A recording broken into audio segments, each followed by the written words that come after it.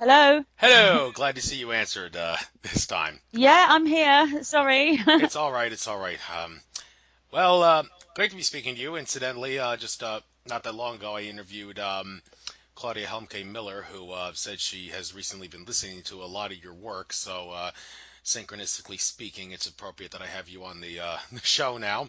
So, yeah, even though I've been just got back from Arizona from TOLC, the Andromeda Council of Contact, the Representatives Conference, and even though I only got 2 hours of sleep on the airplane yesterday, I still have a lot of energy because I checked my horoscope. It said I'll have a lot of energy no matter what today, and so I don't really feel fatigued or anything, even though I'm sleep deprived and also I feel very energized and ready to go. And I'm looking forward to this interview very, very much, especially since you were sick and all that, and I had to cancel because of some things I didn't quite pay attention to. Sorry about that. So great to have you on. Without further ado, let's get started. Um, Okay. Okay, so I see that looking at your YouTube channel, you've been on YouTube for a long time.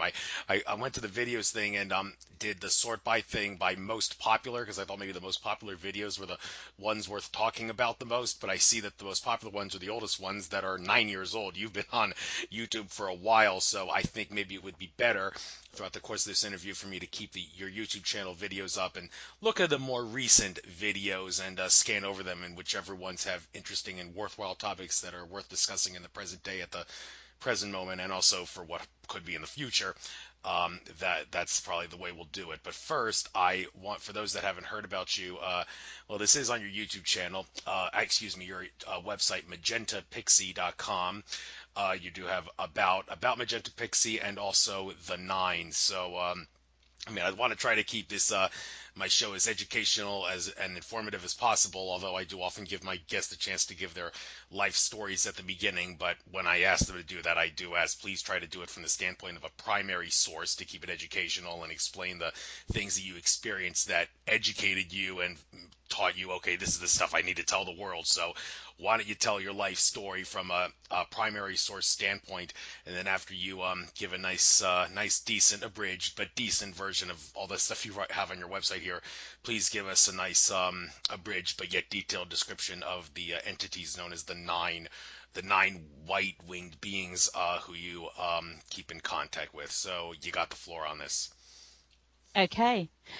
Would you like me to talk about the experiences that I've been through that are connected to making this connection with the nine right from the beginning, or shall I just talk about the evolution with the nine and who and what they are?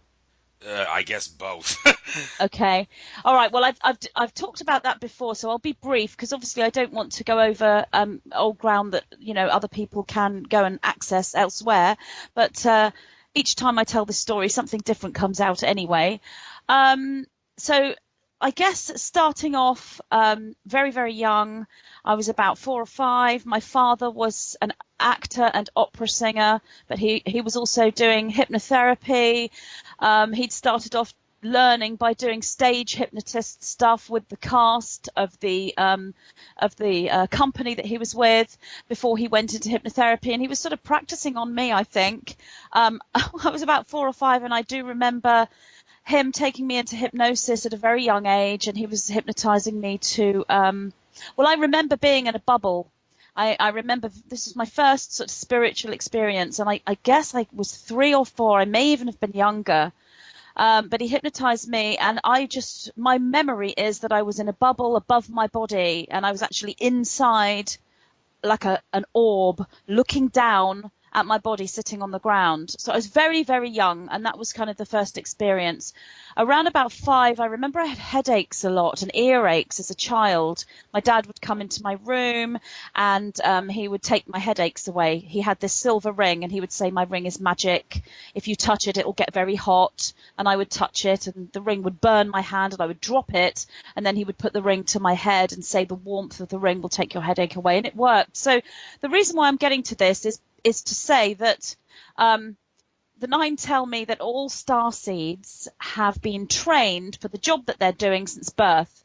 So you might look back in your life and see some strange and interesting things occurring in your life at some time and wonder why that happened to me. I wonder why this person came into my life, or I wonder why this person did this.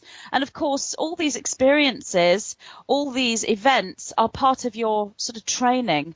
And somebody who would be in a position or as channel, as a messenger for higher dimensional entities, they would be trained in, their psychic awareness from birth. So this is kind of why I'm talking about this. And then fast forward, I think I was about 7. My father got into, no, I would have been about 6. My father got into ESP, and my mother got into it as well. And they were very heavily into these ESP cards. And they had like wavy lines or a triangle or a square, and you had to put the card in front of you so you couldn't see the card, and then the subject would then have to guess what the card, or pick up what the shape is on the card, and then they would write down the score. And they did this on me when I was 6. And I don't remember, I was so young. I just remember, okay, I have to just try and guess what the shape is. And I remember seeing the shape in my mind and telling them. And all I can remember is my mum and dad with their mouth open, sort of saying, no, she can't have got that. It must be a fluke. And I remember thinking, have I done something wrong? Or, are you still there, by the way? Yes, and I'm on Oh, mute. you are. It's, I'm asking because your setup, your like microphone is so good that when you're not there, I can't hear any static or anything. I just hear That's because I'm silence. on So mute. all right, okay, that's good. Silly me. So yeah, so I remember sitting there thinking they were so.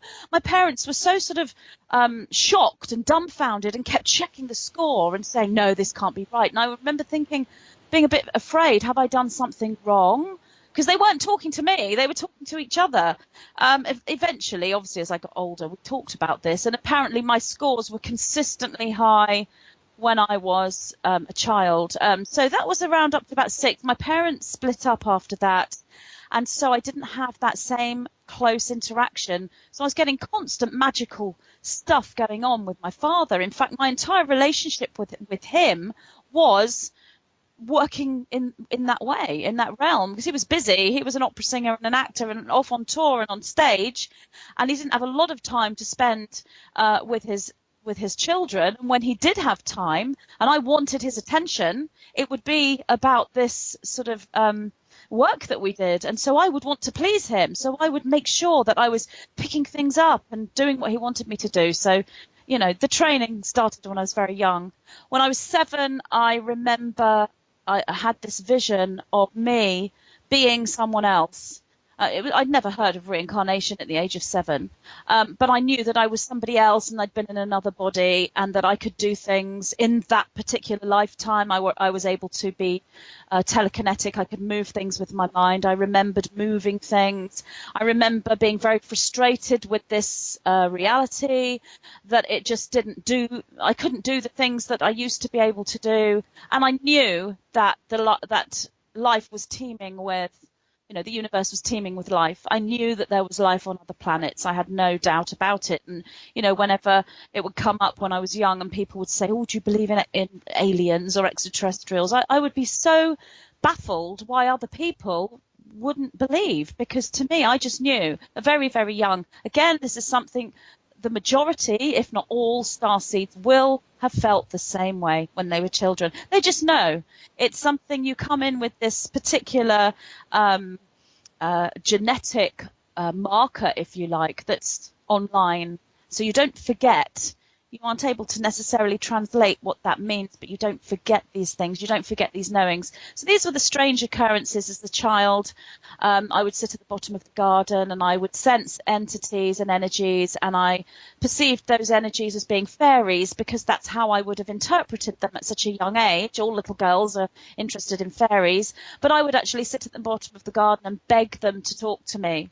And I would say, I know you're there. Why won't you show yourself to me? I won't tell anyone, because I knew that they had to remain hidden and that they couldn't show themselves. I was aware of this. I could pick up what they were feeling. And I would literally sit in the bottom of the garden crying.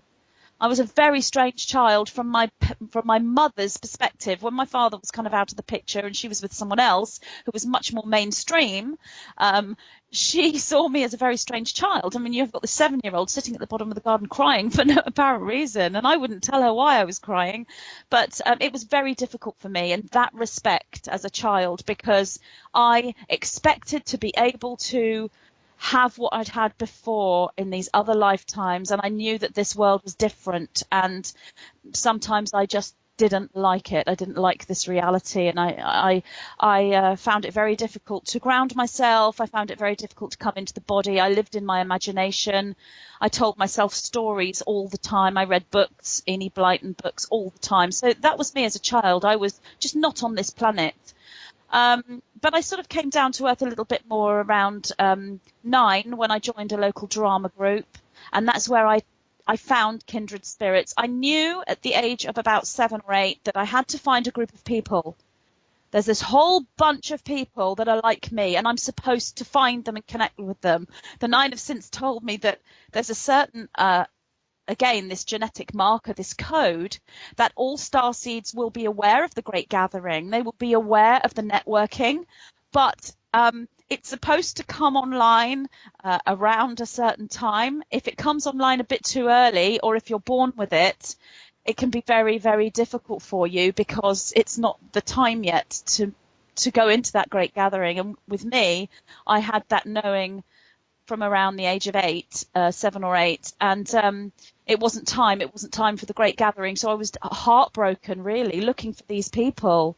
And when I found drama, it was the nearest thing. These were the drama people, and they were nearer to being like me than the other people were. And so I was able to come into my body then. I was able to come into my reality and focus a little bit, because I'd found a small group of kindred spirits.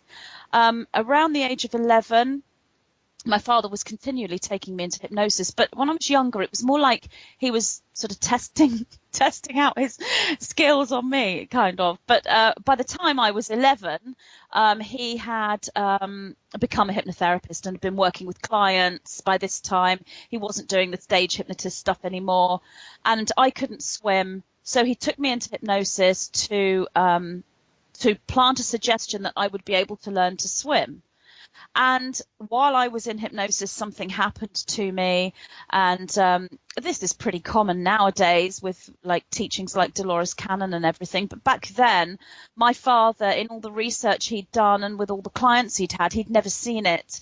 What actually happened to me was, it was like there was a split taking place within me, and one part of me was moving away, sort of down into this sort of almost like it was a no time zone, like a cloud, and this other part of me, or this other entity, was coming forward, and then this particular part of me would then communicate with my father and explain to him why I couldn't swim, why I was finding it difficult at school, what was happening, what would happen. So I was kind of channeling at the age of 11 in hypnosis, and my father, for him, he'd never heard of anyone answering back. He'd had all these clients, and he'd taken them into hypnosis for things like, to quit smoking and for traumas and that sort of thing. He'd never done anything like past life regression.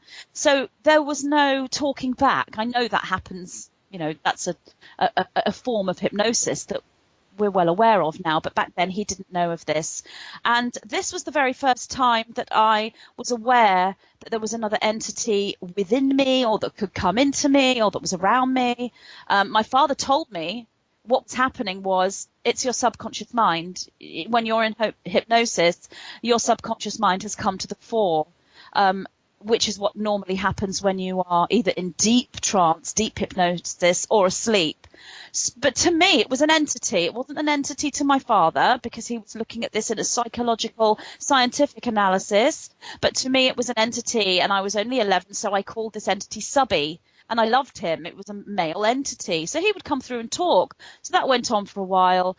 And then things went a little bit sort of quiet on the spiritual front. My father, didn't visit as much, and I was heavily into the drama. So doing drama helped me to go into that world, and writing as well. And I was writing children's stories, and I won a story competition. And so I was in that world.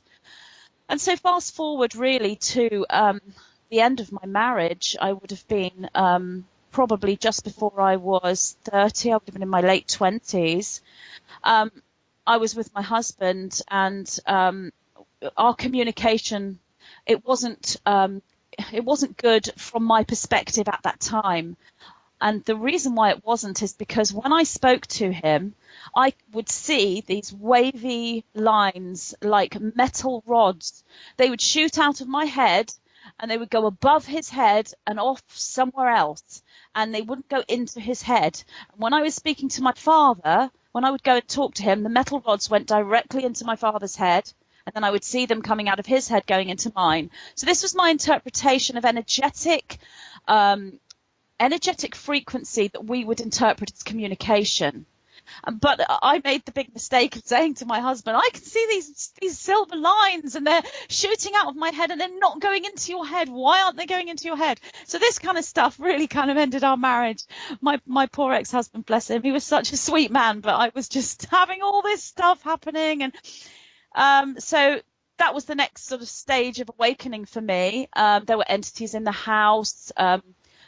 Furniture was being turned upside down. I was really scared. I got a medium in. There was all sorts happening. Take me all night to explain it all. But when I went into this in a more controlled way, we had split up. I'd left my husband, and I think it was about a year after our separation.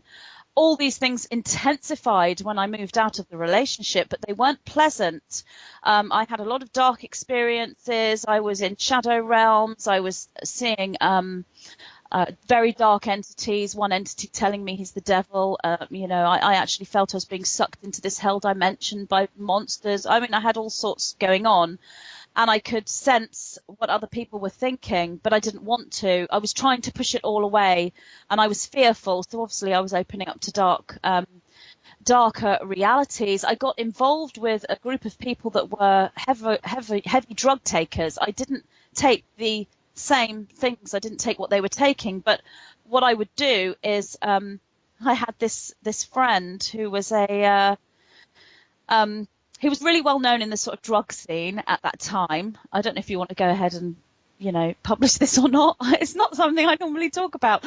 But he wouldn't tell his friends that he was friends with me because I was just this sort of dizzy girl, really. And, these were sort of hardened sort of drug people, and they were all sort of really hard men and everything. But we had this kind of connection where I could go into his trip with him and hold his hand, and I could experience what he was experiencing without having taken the substance that he'd taken.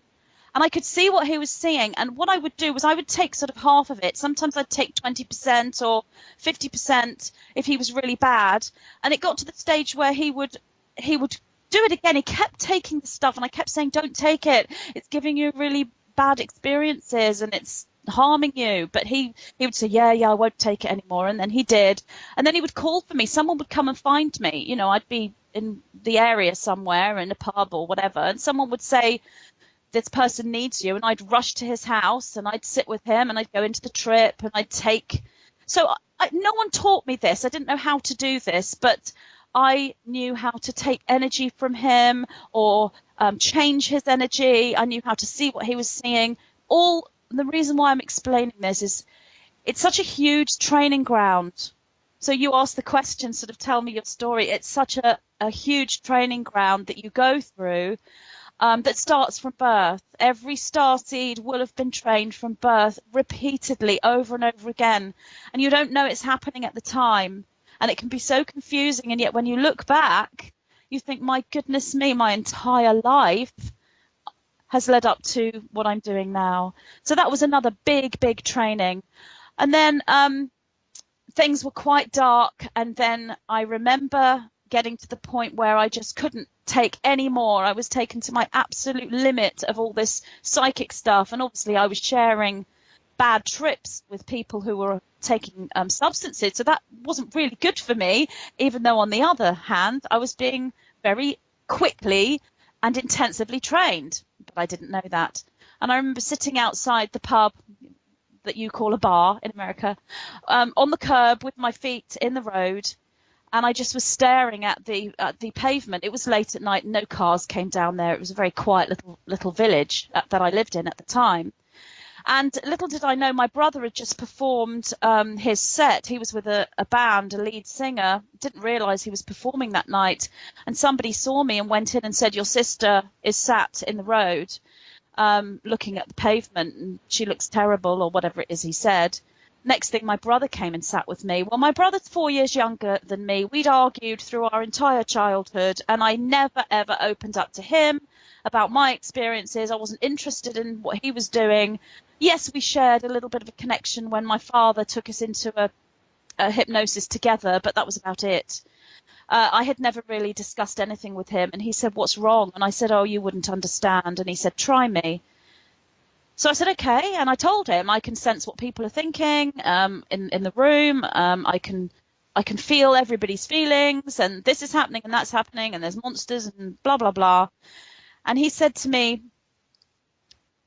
"You are spiritually awakening. You're waking up spiritually, and you're not controlling it. You need to find a way to control it." And I couldn't believe he knew this. Well, little did I know that he'd been studying sort of Zen wisdom and Buddhism and spirituality and meditation for several years, since he was about 16. And, you know, I'm in my late 20s, so he's only 4 years younger than me. So he knew all this stuff, and I didn't. But obviously he hadn't had the experiences. He'd learnt everything, and I was the one that was going through the experiences and didn't know what was happening to me. So he told me to go home and ask, just literally ask for what you want, and you will get it. And I thought, okay. So I did. I went home, I sat on the end of my bed, and I asked, and I said, "If there's anything out there or anyone that wants to come to me, are you trying to communicate with me? Am I supposed to do something? I'm ready, you know, come to me." And literally from that day, everything changed. Everything changed, and I moved into the lighter realms, the realms of joy and bliss and synchronicity. Everything changed from that moment. So I went into a new phase of training, a much more conscious phase of training. The very next day, the larger flat, which I know you call an apartment in America, the larger apartment became available. I was only in a small bedsit, and I wanted to move into this larger apartment because it was gorgeous, you know, compared to the one I had, but I couldn't afford it on my own. So I asked loads and loads of friends if they would rent with me, and none of them were free to do this. And I remember going home and I said to my brother, "I really wanted this flat, you know, this apartment, but I can't afford it, and nobody wants to share with me. I'm going to have to let it go." And he said, "Well, I'll come and share with you." And I just looked at him and I thought, on the one hand, how on earth could I live with my brother? Because we had argued through our entire childhood. I mean, awful arguments and fights and everything. And on the other hand, I just knew this was like a destiny, and I was meant to be with him. I was meant to move in with him. And that's what happened. And from then on, the two of us together, every single day, we went into conscious training. We spoke to a being that was in the apartment. That's when I started channeling. And what actually happened there was I started to write stuff. It was all a bit jumbled and crazy. But then I read this book called Channeling. It actually fell out of a bookshelf in a shop and sort of launched itself at me. So I read it. And I tried the exercises in that book, which were meditations to help you to make a connection to your spirit guide. So that's what I was doing. I was looking for this spirit guide, and it took a while, and there were all these different false guides and different experiences. And finally, I made this connection with this amazing being. And people say to me, "How do you know? How do you know that you're with a being of light?" It's very difficult to explain the answer to that question. The knowing is in every pore of your entire being. It washes over you with such bliss, you just can't explain how you know. So that came to me. I would go into meditation, ask this entity, this light being. He told me he was a fifth dimensional being. His name was White Spirit, and he explained to me lots and lots of things, and he would tell me these things in meditation, and I would come out of meditation and tell my brother what I'd experienced, and he would then ask tons and tons of questions, because all of the learning that he'd done and all the books he'd read, he wanted answers. He started talking about physics and and quantum mechanics, and I didn't understand what he was talking about. He was talking about timelines. I'd go back into meditation and ask White Spirit the question, and I'd get the answer, and I'd come out and tell my brother.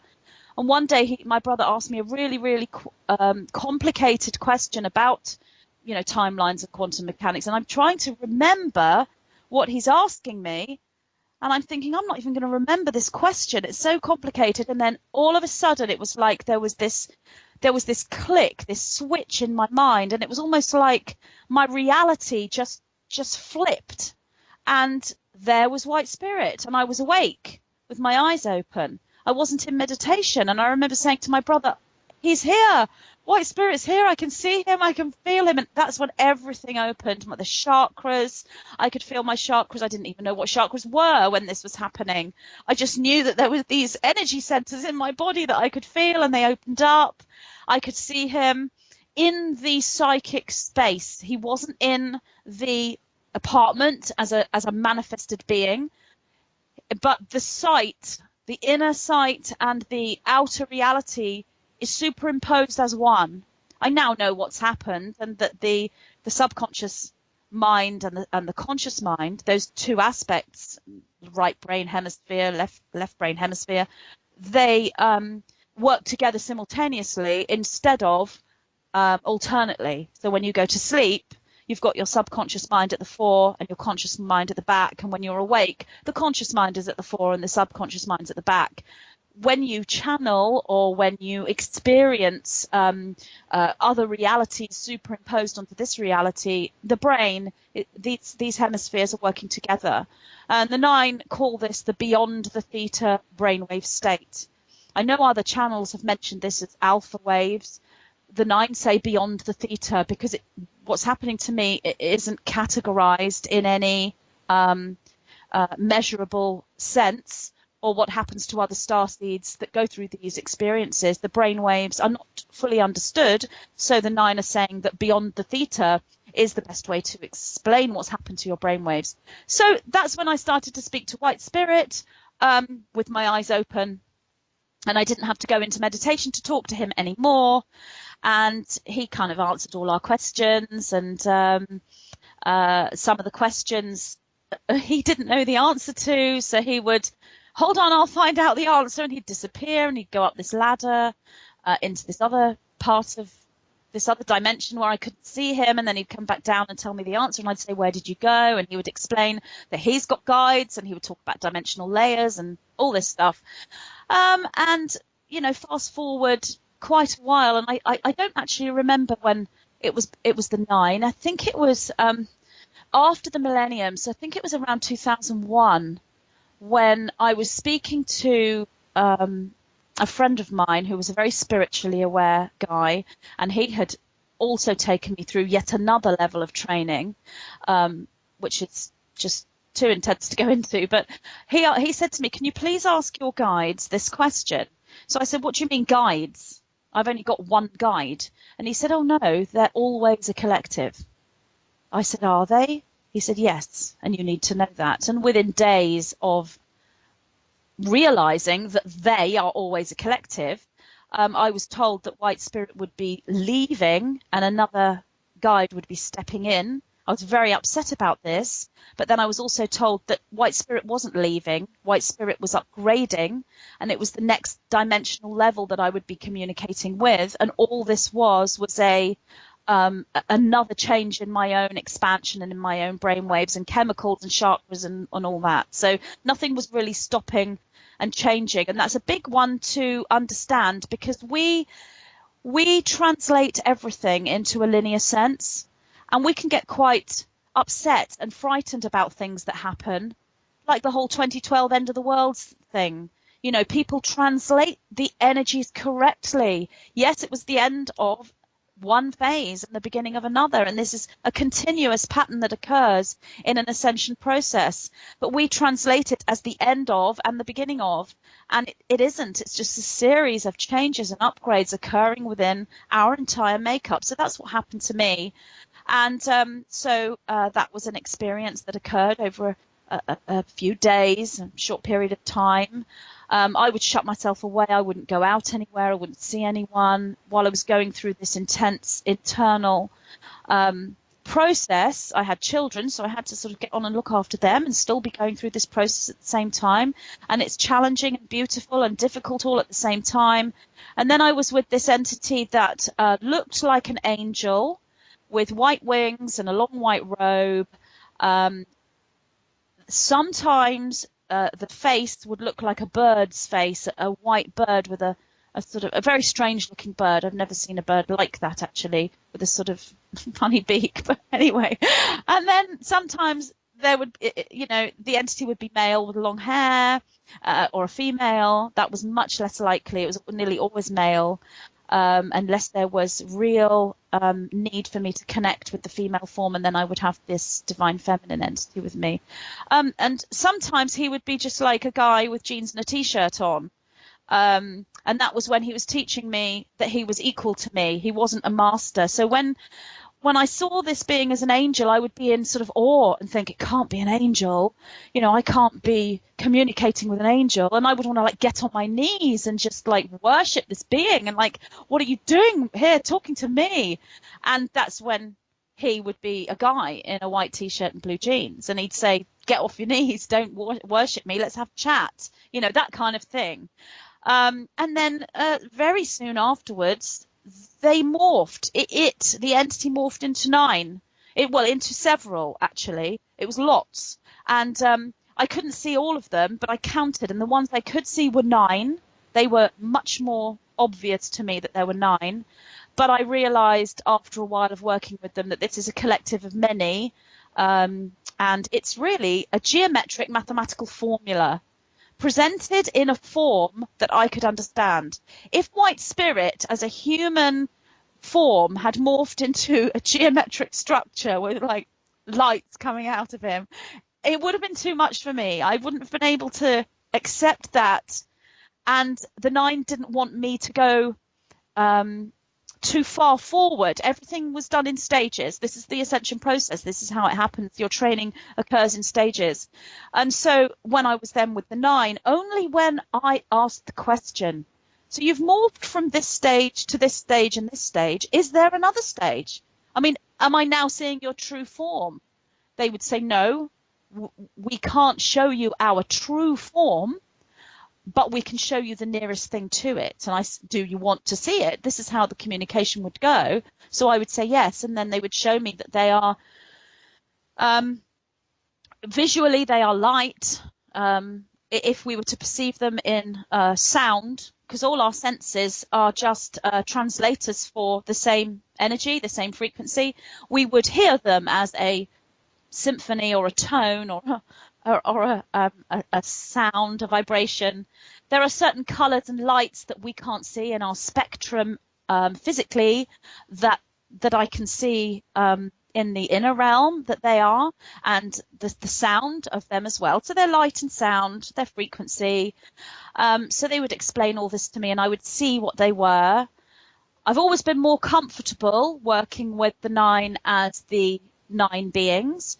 But in the last few years, I am okay with the non-physical form as well. It's all one to me now because it's been so long.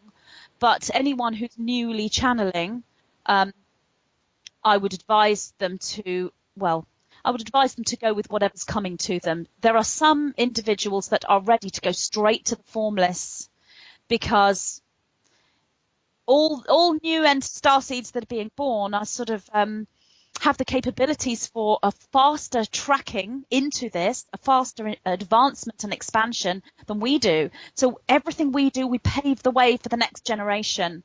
So that's how this frequency raises. With everything we learn, it then goes into this grid, this consciousness field, known as the Akashic Records, many names for this field. And then the next generation can connect with that, and then they can learn things faster and quicker.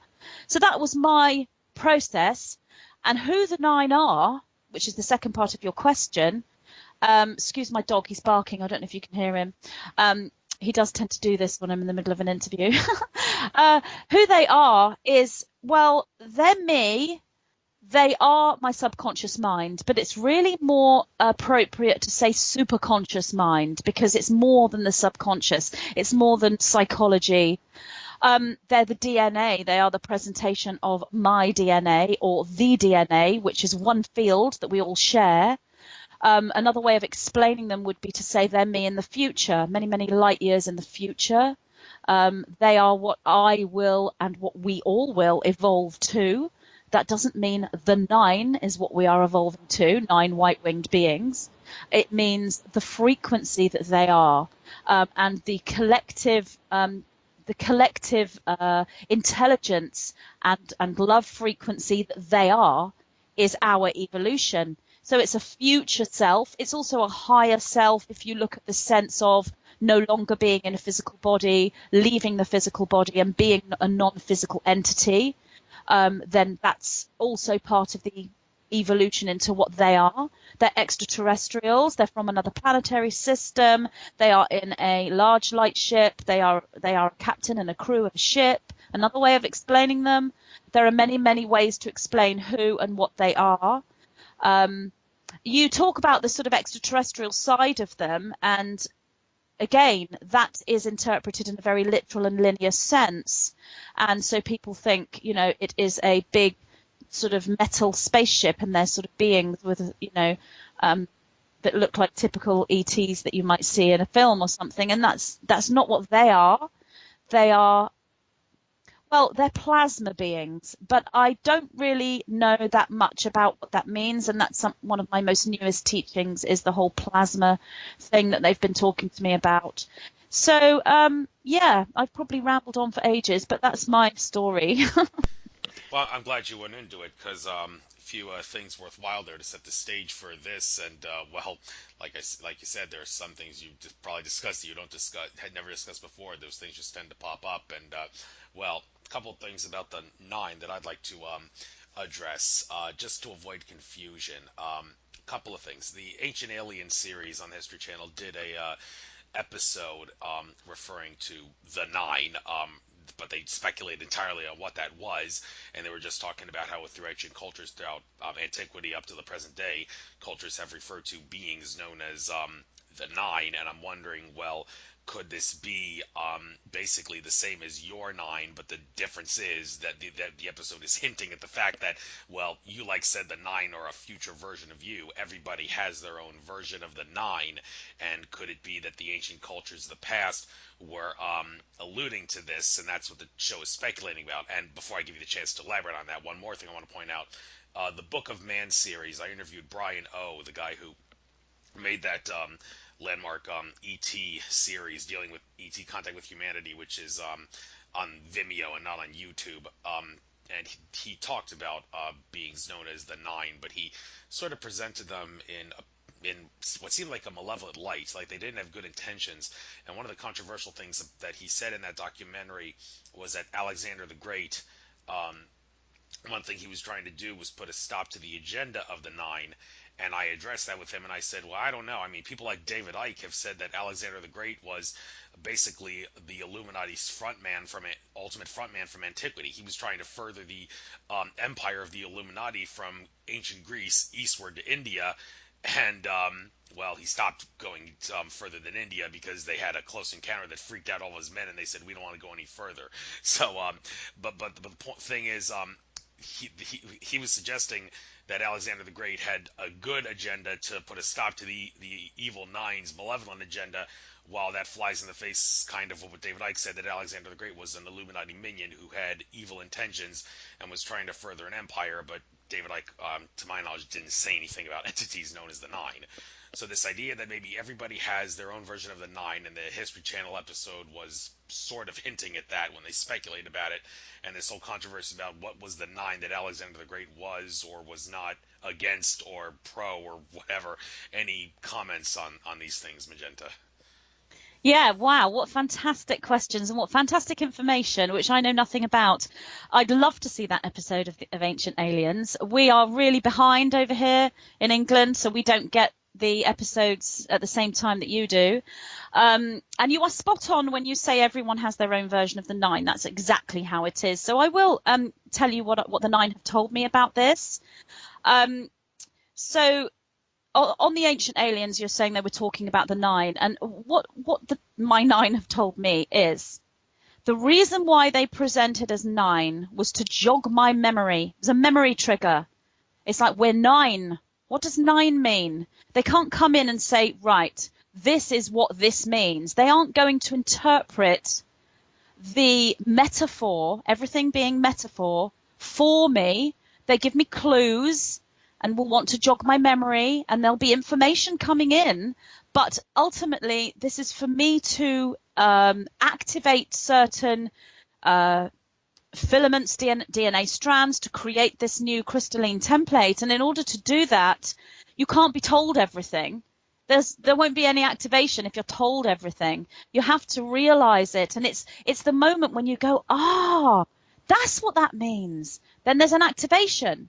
Or it's like, could it mean this? Could it be that? All our discussions and debates, as long as they're constructive, create activations. The realizations and the epiphanies create activations. So they give me clues. So what they have said is, this is how I can sort of interpret it as best as I can. It's still an ongoing communication with the 9 about what the 9 is. So I don't have all the answers to this. But what they're saying is, you know, it's funny they would choose me to talk about geometry and mathematics, because I was dreadful at maths at school. I was the bottom of my class, literally, right through. I failed all my maths exams. I have no maths qualifications. I was dreadful. It's like I was dyslexic for numbers. So for me to actually connect with sacred geometry in this way is bizarre. But relating what they say, there is a geometric field or geometric structure that the best way we can perceive this is number. So we know this is the number 1 to 9. Now what they're saying is there are only those numbers. There are only the numbers 1 to 9. When you go to number 10, you're back at number 1 again. You know, so it's a spiral. It turns into this spiral, and there's 1 is like the point of the spiral, and 9 is the central point of the spiral. But if you are to look at all these numbers in this spiraling way and turn them into a fractal, and if you were to bring forward one number that would signify all, it would be 9. That's what they tell me, that 9 is the number. So all the other numbers are contained within. And because I don't understand very much about maths, it's difficult for me to know. So they interpret this with me in sort of more of a 5th dimensional presentation, which is the form, as in angels and beings. But obviously recently they've been talking to me a lot in a more 6th dimensional sense, hence the transmissions in the Masters of the Matrix and Divine Architecture and the Stotzi template. Those are 6th dimensional transmissions of this, where they translate what they are and for us to formulate our structure into this cohesive sort of balance is through geometry. And so the 9 is one way of interpreting this this presentation that we are moving into, which many of us know as the 12-strand crystalline DNA matrix, the organic human template, actually becoming source aligned and individualized. So this is us reconstructing that DNA template. And there are many, many different ways we can do this. Obviously, we're using a 3rd dimensional interface to interpret these geometries. So number is one way we can do this. And the number 9 is most significant in this. Now, when I don't fully understand what they mean when they show me all this, they tend to laugh. They've always laughed at me.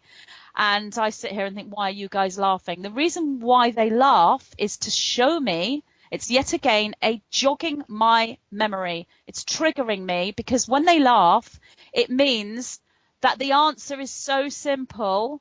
It is so simple to them.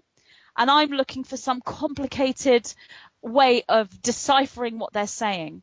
So I can only give you the message. It's an ongoing conversation with me. I am told that there are people listening to this radio interview now who will understand more than I do. And I have had people write to me and explain certain concepts within the videos that I haven't necessarily processed, and they'll explain them to me more in geometric and number form.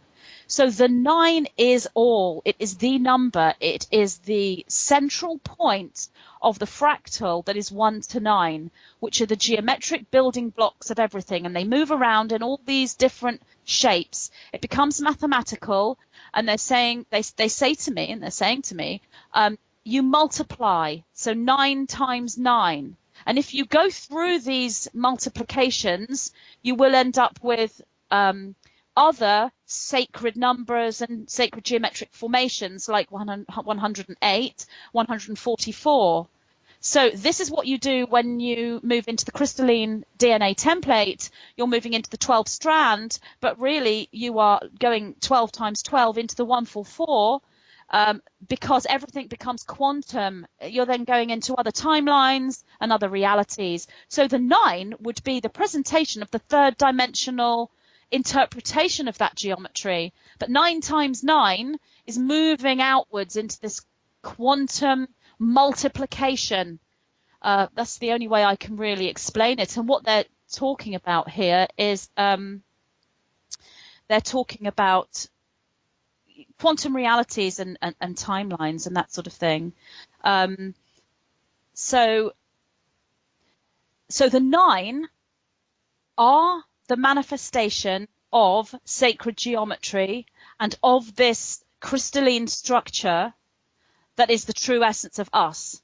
It doesn't have to be done through number. It can be done through shape. And that's all in sort of my book, Divine Architecture, where they talk about the pillar of light and the horizontal rainbow bridge pathway. And this is an up and a down and a forward and a back and the diagonal. So they're talking to me about this structure in shape. But 9 is the same thing. As I said, it's an ongoing sort of journey that I'm going through with them in this. So what I would say in Ancient Aliens, if they're talking about the 9 as being entities, then that is, on the one hand, it's an interpretation of the sacred geometric living intelligence, giving it some kind of form. So that's what it is on the one hand. On the other hand, there will have been throughout history, that's beyond our known history on this planet and history within other planetary systems as well, there will have been entities that have come into the balance that we're talking about and out of balance, which is going to relate to your second question, that embody the 9 in these different forms. They're embodying that crystalline form. So they may call themselves the 9. We are the group of 9. And there may be many, many extraterrestrial entities within that field. And then there may be several sections of extraterrestrials that embody the 9. And they're different fields. Every possibility you can think of is part of reality. So yes, there may be extraterrestrial entities out there, the 9 as a higher dimensional field or a council, or as entities themselves. I can't comment to specifically what they were talking about on Ancient Aliens. As I said, I haven't seen that episode.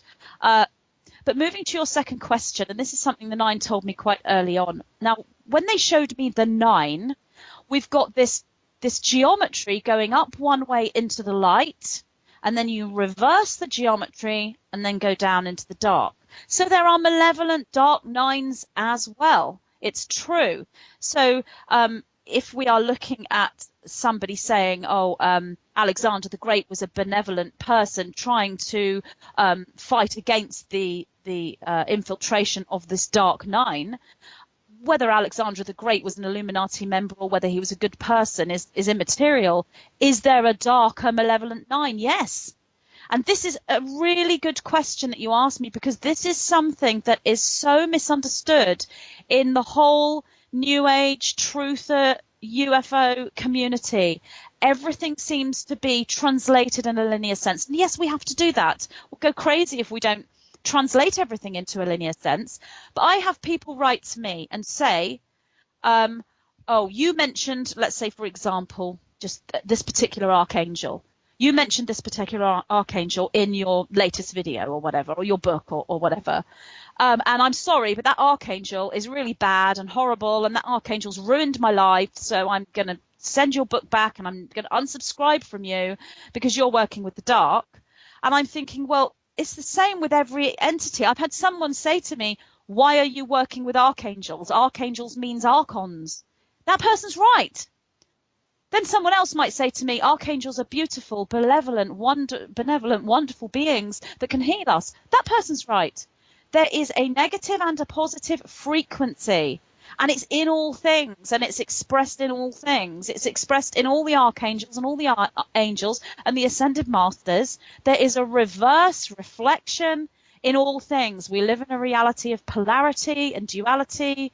And so to actually say, well, this is good and this is bad, is missing the point, because you are expressing your duality in a third dimensional sense. And if we want to go forward in an ascension process, we need to express duality in a multidimensional sense and understand what the dark and the light mean. And then we go further and further and further into this, because there's, if we're looking at dimensional states, there is a benevolent, wonderful, beautiful, positive fifth dimensional frequency. There's a negative fifth dimensional frequency. And, the nine say to me there are only two frequencies, and they can be interpreted as service to self and service to others, or love and fear. But service to self and service to others is the most accurate way of explaining these frequencies. So there is a service to others 9 and a service to self 9. And do the Illuminati use 9? Most probably, but they're not my 9. But then we go a bit further into saying that my 9 tell me that ultimately the true essence of them is neutrality. It isn't flipping into the positive or flipping into the negative, for they are 0-point beings. So it's neutrality. It is potential. It's expression of potential. They encompass the positive 9 and the negative 9. But their communication through me will be through the positive, the service to others polarization of the 9, because that's where I am polarizing. So I don't need to communicate with the negative 9.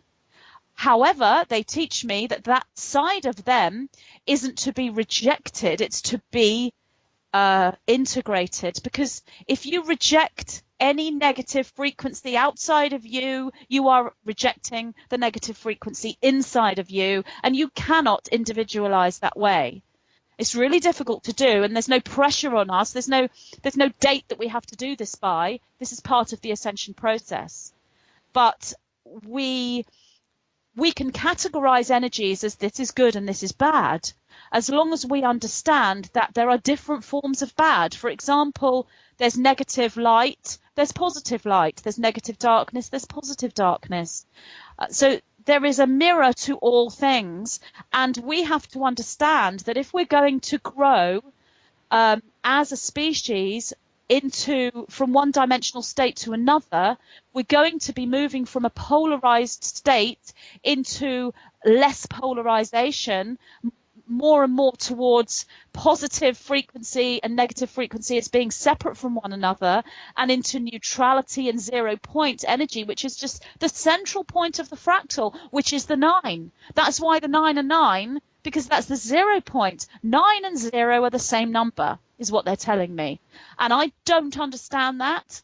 And I think it would take somebody who's really clever mathematically to understand why 9 and 0 are the same number. So I hope I've kind of made sense there in explaining. Yes, you've actually opened the can of worms to some other things I've discussed previous times on my show. And since you mentioned service to self, service to others, here's another thing that we can discuss that always makes for great conversation. Do you want to be service to self or service to others? Well, many say, well, it's obvious you want to be more service to others oriented. But then again, you have to be some degree of service to self for the simple fact that you got to get to give and you got to give to get. Therefore, if you're not service to self at all, you're totally going to get everything out of whack. Being all strictly service to others is going to cause problems. However, It has Yes. been said that Mother Earth, planet Earth, whatever you want to call it, was originally created as a seven-dimensional seed planet. That's what Akashic Records leader Andrew Barta says, and some people I've had on my show, like Jim Self, have confirmed that. The significance behind that, and Jim Self also did confirm this, is that um, while there is some disagreement over whether dimension and density mean or don't mean the same thing, for the purposes of True. this argument, let's just try to use the sense that they're describing it. Dimension, seventh dimension. The significance to that is once you get to the seventh dimension, there's no more service to self. I mean, the fifth and the sixth dimension, they're all supernally wonderful compared to the third and the fourth dimension and all, but there's still some degree of service to self. But once you get to once you get to the seventh dimension, it's strictly service to others. So in that sense, you could say that Mother Earth, planet Earth, was created as a place for the entities that reside in it to learn how to become service to others' entities. But to confuse this issue even further, some say, well, okay, service to others is the key to ascending. Well, not necessarily. The 15 beings, there are 15 beings. It's now been reduced to 6, as Andrew Bartas has said. 15 beings that were basically a conduit to all the bad things that were going on this planet. 8 of them underwent service to self ascension, which Bartz has said at the time they underwent it, it was kind of a new phenomenon in our universe. And interestingly, George Kavaslis has said he talked about in my talks with him that he had face-to-face meetings with the 6 Lords of Darkness, who he describes as a conduit for all the unpleasant things that go on planet Earth. And my gut tells me that the 6 Lords of Darkness that he describes are the 6 of the 15 beings that Bartis talks about that did not undergo service to self-ascension. Can't prove that, I can't confirm that, but it does kind of make sense that would be the case. So when it comes to how do you balance how much service to self you want to be versus service to others, and also, okay, how can one make sense of service to self-ascension when it seems so counterintuitive from everything we learn in the metaphysics community? Yeah. And wow, another really great complex question and loads of information there. So yes, everything you're saying about the people that you've mentioned and the way that they're explaining this is all true. It's their interpretation. I would explain this slightly differently. How I would say this is, if you're looking at fifth, sixth, and seventh dimension, I would see this as there is a positive service to others fifth dimensional field and a negative one, and they do not superimpose if you have polarized within the positive vibration. You're going to go into a positive fifth dimension and go through a positive ascension, and you won't come across that service to self energy. But again, this is literal interpretation. It's very difficult to interpret what's happening in words. And the same with the sixth dimension. And it's correct. The seventh dimension is when this is superimposed together. There is no duality, as in this is a positive seventh dimension and this is a negative seventh dimension.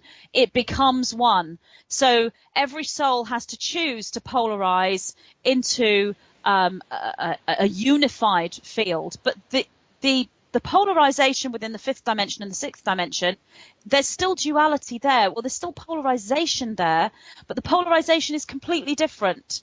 So say here we may have love and fear. In the fifth dimension, it's love and light. You know, that's an example. And in the sixth dimension, it will be this particular symmetrical, geometric spiral and this one.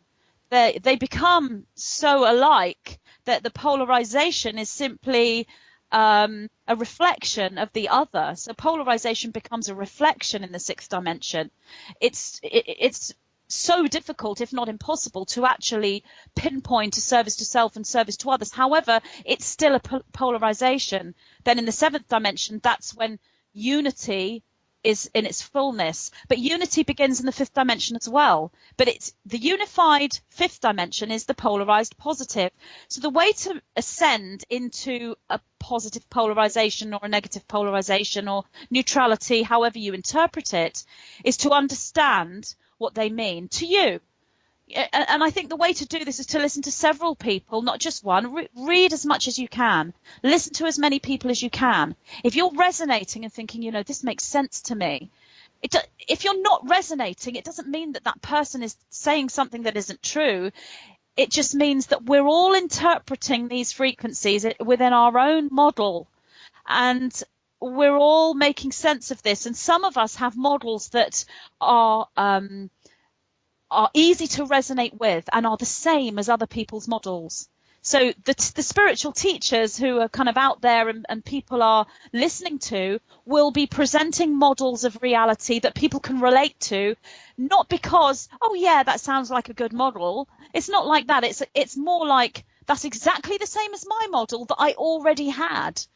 These people have already made sense, and large groups are interpreting these higher frequencies in similar ways. So we would make sense of service to others and service to self. What does it mean? And we can interpret that in a third dimensional sense, as in the actions that we take in this reality and our behavior. So service to others we can interpret as being in service to others and serving others. Now, that could be in a loving way as a healer or a teacher or a carer, or it could be in a very negative sense, in the sense that we're completely ignoring our own needs and are utterly subservient to another who is, dominating us and controlling us. That's not service to others, but some may interpret it as that. I've had so many people say to me, I try so hard to be service to others, but I just can't keep doing it. It's burning me out and I've got to be a bit service to self. So what they mean by that is they want to serve self. Well, what the service to self that they are talking about here is still service to others. Service to others means self and other, for you are all one. Self and other are all one. So when you look at self and you look at other, you're one being. So when you serve yourself and others as equal, you are service to others. Service to self dismisses other and consumes other and uses other. For there is only self in a service to self mentality. And they will, put self above all other, to the point of eating, killing other. The reason why they do that is because in a service to self mentality, the belief system, the paradigm is, I am God and I exist. And because I'm God, as long as I exist, God exists or source exists. Therefore, it doesn't matter if I murder all these people and kill them and torture them and eat them. It doesn't matter, because they're not real. All that is real is me. For I am self. I am source. I am God. That's the service to self mentality in a sort of, linear nutshell. But the service to others is, I am God. I am self. Others are me. Therefore, we're all one. We're all the same being.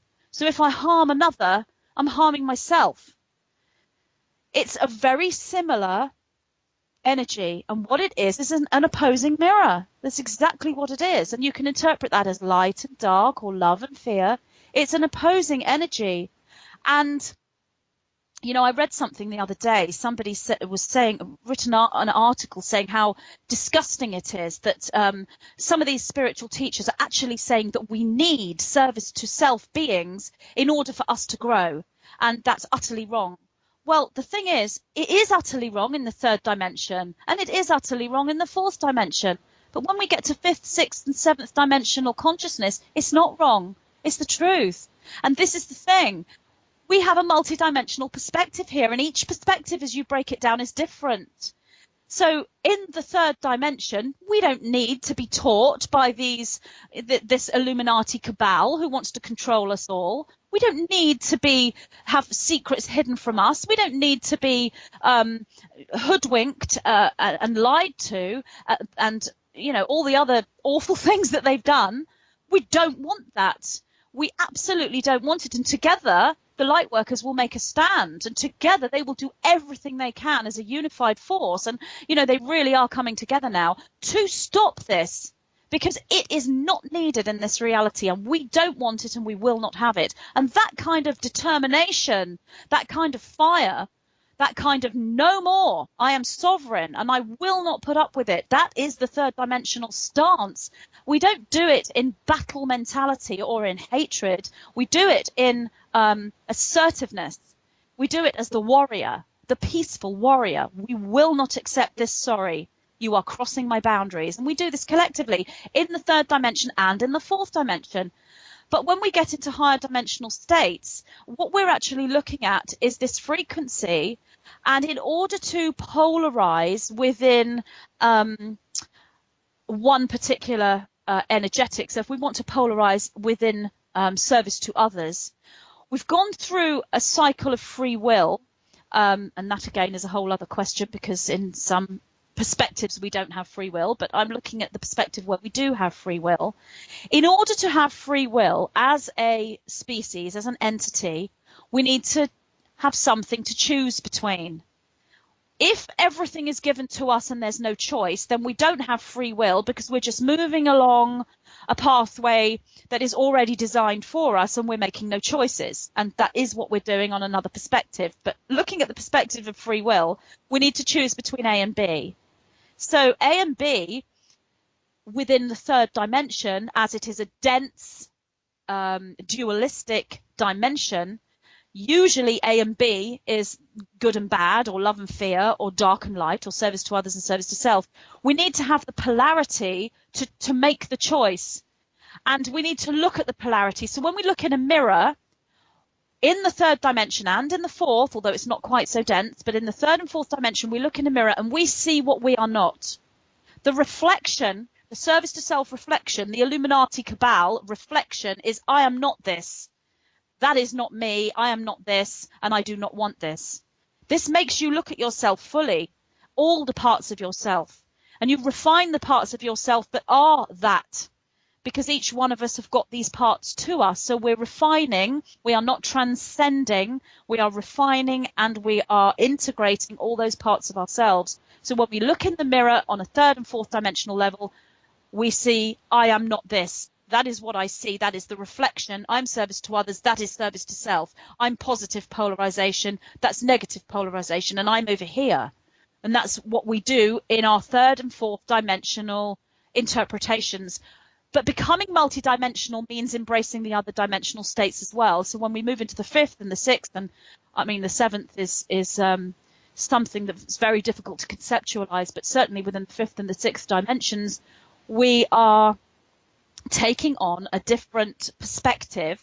So we understand that we make these choices in order to experience free will. And we then know and move into a state of gratitude for everything that we've had. It's very difficult. It doesn't mean you have to forgive the Illuminati and be grateful for them on a third and fourth dimensional level. But it does mean that there has to be some understanding of what the frequency is.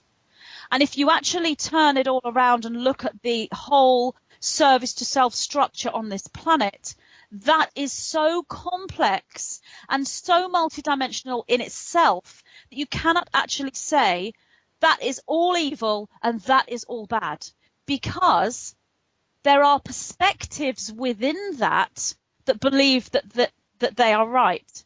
There are individuals who are there in the service to self faction and growing up in these families that believe that they are here to act as that opposing frequency and that catalyst, which they are from a higher dimensional sense.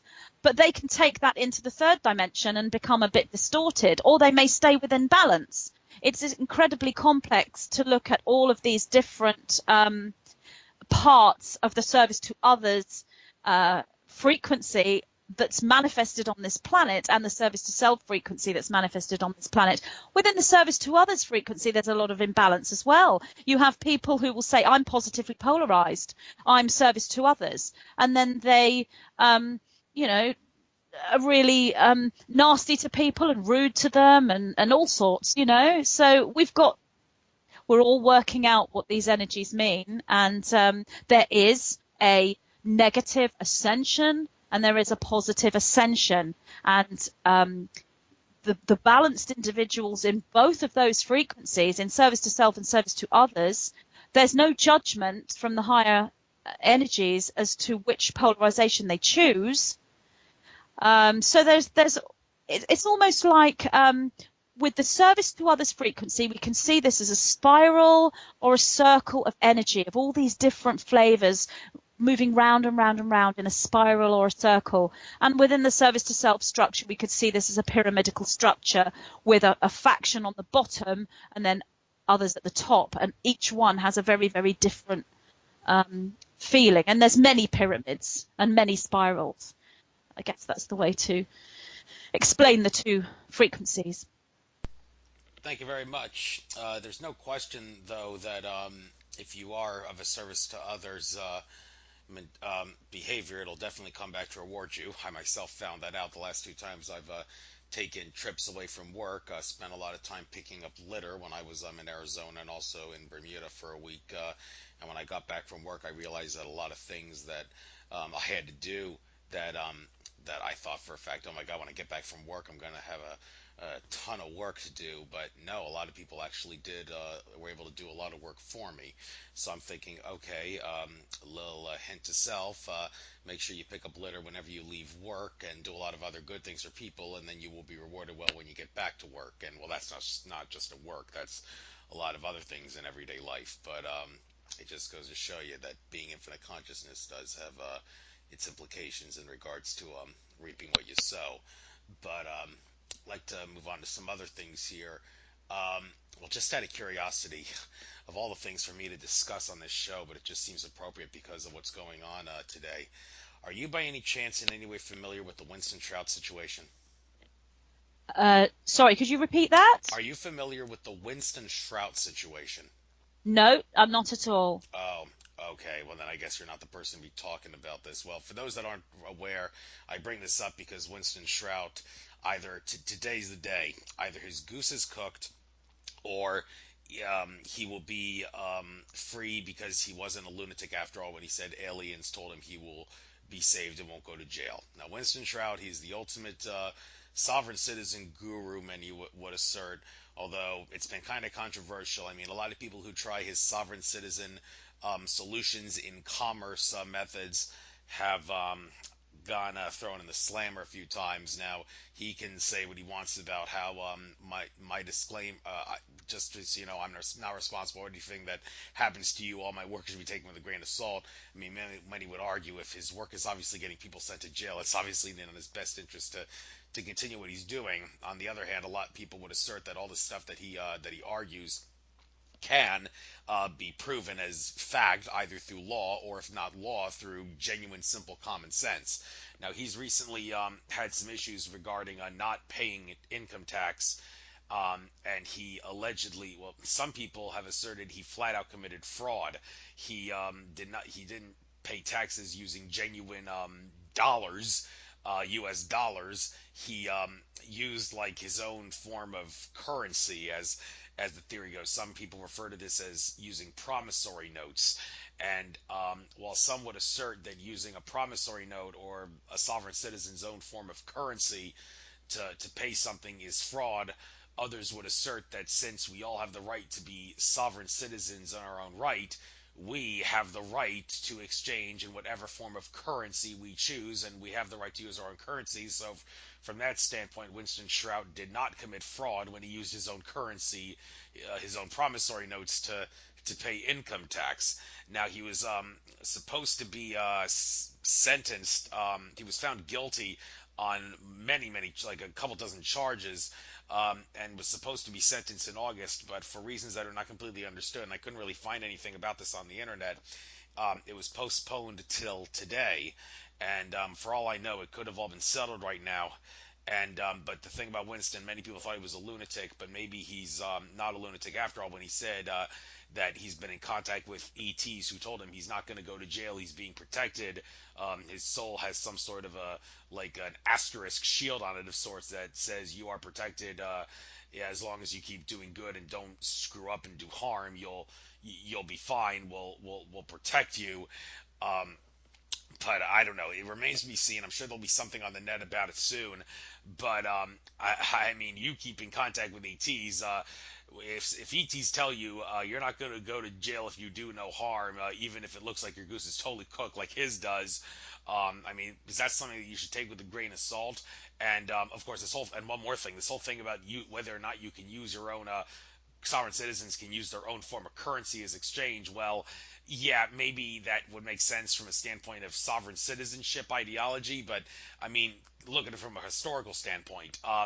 Anybody who understands American history would know that the main reason the U.S. Constitution replaced the Articles of Confederation was because there was the money issue. The several states of the newly found American Union each created their own form of currency, and that was causing a shitload of problems in regards to commerce. So the founding fathers realized, okay, we got to unify all of this into a collective whole so this different form of currency doesn't become a problem.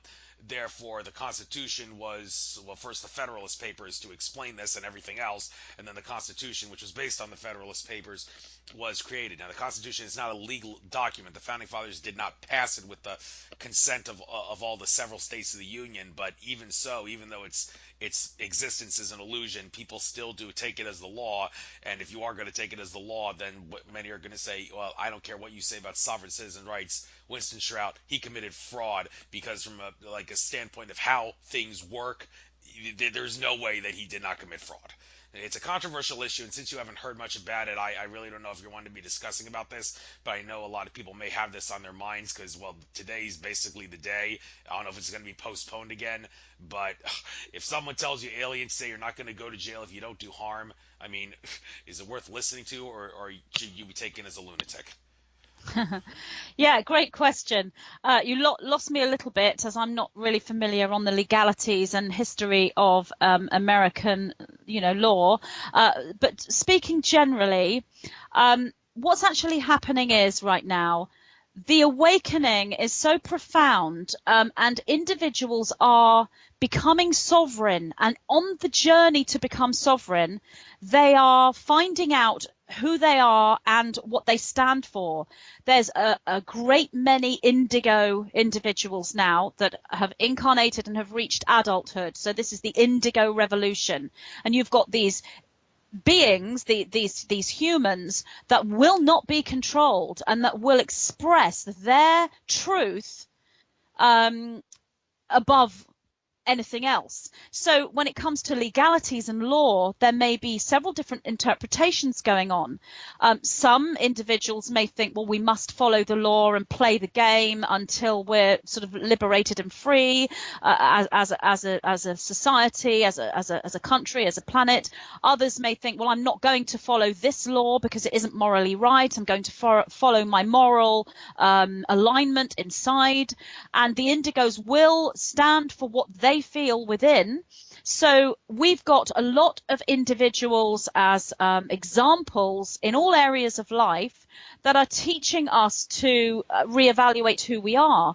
So then we're going to constantly see this. There's going to be people in the political world and the financial world and the media and the spiritual world that are appearing to be controversial figures, because this is creating debate amongst individuals. This is creating sovereignty. This is giving people these situations for them to be able to look at themselves through, acting as catalysts. And it's happening massively. It's never been this intense, I'm told, on this planet, and it's the intensity in America, in the US, is much more intense than anywhere else in the world. If you look at the geography of the world energetically, America's in the center, right in the center, and all the other countries are, if you look at America being the central point of a spiral, all the other countries are on the periphery of that, and we're getting this sort of fallback energy. So, there's such intensity in the US politically and in so many different arenas, because everything's changing. Everything is, crumbling in one area. It's breaking down, being rebuilt. In order to your question, if some extraterrestrials tell you that you're not going to go to jail as long as you don't do harm to anyone, Well, that may be a genuine, aligned communication with someone who is absolutely in a state of connection, and everything there is true and real that they're picking up. I mean, earlier you spoke about you mentioned the law of attraction, and how if you're service to others and you live in that way, then that comes back to you. Well, another form of working with the law of magnetic attraction is to have a knowing. So that in itself is a manifestation tool in the balanced, cohesive, integrated person, or the person on the path to balance, cohesion and integration. So if that person is thinking to themselves, I won't go to prison unless I harm someone, it becomes a manifestation when it becomes a belief within a cohesive individual. But then you may have another individual who is unbalanced, who is interpreting aspects of their own sort of lower consciousness levels as ETs, or they may be interpreting one particular entity as another one. That it may be that they're not cohesive, and part of them is open and flowing and loving, and another part is still closed. If you have any traumas within yourself, any buried issues, they will all be part of your manifestation. When you manifest frequency, what comes back to you is the match to all that you are, not just what you're feeling, your open heart and your visualization. It's the traumas and the buried shadow sides that are all part of the manifestation. So it may be that you are misinterpreting what you're picking up. It may be that you're creating a mixed vibration. It may be that you need to go into this situation and go to prison in order to then break that shadow aspect and unravel it and learn. I've been through that myself. I haven't actually been to prison, but I've been in situations where I've thought, well, my diet is so healthy and I meditate and I'm so spiritually balanced that I'm not going to get ill or anything. And then a month later I'll come down with an illness, and then I'll think, well, why did I get ill? So then I have to reevaluate. That doesn't mean that I wasn't cohesive and balanced, but what it means is that there were more things I needed to learn. And then I would learn that illness is not necessarily a punishment, which is a big belief in the New Age community. If you get ill and you get a sore throat, or what have you done? If you were good and you were all service to others, polarization, you wouldn't get ill. It isn't true. That is an incorrect interpretation of how things go in an ascension process when we are a human being living in a third dimensional reality. So I can't speak for Winston Shrout personally. I can't tell you whether he is a genuine, balanced, cohesive person or the other. And the nine have told me not to speak about individuals specifically. Really, that's not really what I'm here for. But I can tell you that there are different types of individuals. The reason why I can't say that is because these individuals are there for you to work with your own discernment. So you see someone on a show, say, talking about their experiences, and they may have the most fantastic experiences that they've been through, and you have to think, is this person telling the truth? Is this person lying? Is this person traumatized and thinks they're telling the truth when it didn't really happen? Is this true? If this is true, why hasn't it happened to me? This is a reflection, and we're all part of it. We're all part of the reflection.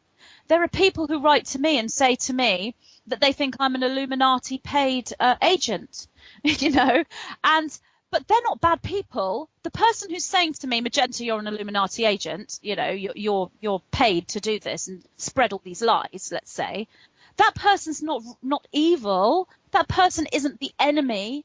I could easily go into battle mentality and think, well, that person, they're an Illuminati agent, not me. But no, that person is going with their interpretation. Something somewhere in the work that I've done or something I've said has, for that person, shown them that in their perspective, I'm not to be trusted. Now, whatever that may be, whether it's a reflection of themselves or whether there was something in the work that didn't resonate with them or whatever it may be, that's their perspective to work that out. And that is the conclusion that they have come to. from my perspective, is it true? No, because I have a real joke, actually. It's more than one person has said this to me, and I think it comes with the territory of being sort of out there, with controversial information. You're going to sort of get Illuminati agents thrown at you. Me and my partner laugh, and I said, has the check from the Illuminati come in yet? I haven't had my payment. And he said, no, and we laugh. But then what I'm saying is that everyone you think is an Illuminati agent, they may not be at all. And everyone you think that's not might be. And there is no guarantee. No one is going to stand up and say, right, this person's with the Illuminati and they're lying to you. This person's good. This person's telling you the truth. You have to do this yourself. And that is why it's so important to awaken this energy and this frequency within. Because I can tell you now that I can go away from this conversation. I can get up a photograph of Winston Shrout. I've never heard of him. I can get up a photo of this person. I could call that person energetically in now, but I'm not going to, because that's not what I'm here for. But I can go away privately, and then I can look at him and I can work out whether this is a genuine ET connection or not. Because I am able to see the frequency in another. I'm able to make an interpretation of that. Does that mean I'm right every time? Well, I would say it shouldn't mean that. From my own personal experience, I'm not usually wrong, but that doesn't mean I'm going to talk about that publicly, because that's taking it away from you. And that realization I was talking about, that epiphany? When you have an epiphany, it creates an activation within that crystalline matrix. It's the same thing when you learn to read others. So you learn to trust your own intuition. And if you don't trust your intuition yet, if you haven't got to that sensitive state, then you look at your life and your lifestyle and you think, what can I do to get me to that sensitive state?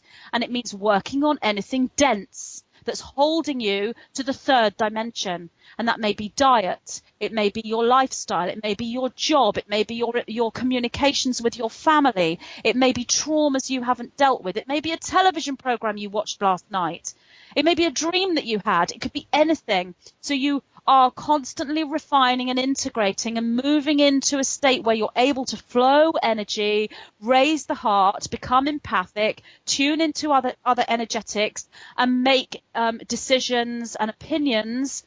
And sometimes you may not be able to. Sometimes you may look at someone and think, well, this bit of them is truthful and loving and this bit isn't.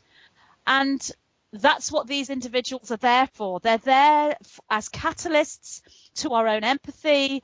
They are standing as beacons for our own discernment. And that's the situation with this person, Winston Shrout. He's a beacon for your discernment, as are so many others, as is Donald Trump. That's what these people are placed there for. Because if you look down at this dimension, everything is there to create this geometric pattern so that each and every one of us may fulfill our destiny and our mission, which is to awaken and to remember and to come back to that central point and to move into this ascension process. The word ascension is used so much, and it's really not really that well understood. It's evolution, it's expansion, it's growing, it's raising in frequency, and there are so many ways to explain it. What ascension means to you is what's important, but this is about us reaching our destiny, doing what we came here to do. Why did we incarnate here? What's the reason we're here in human form? There's a blueprint that's mapped out for us, which we can change as well. So we can choose to follow it, we can choose to embrace it, we can choose to change it, because it's multi-layered. So everything that's happening right now on the third dimension, especially in America, which is the central point of this energy, is there for our learning. Because from the higher perspective, there's only one individual here. There's only one soul, and that person's you. Whoever's listening to this right now, it's you.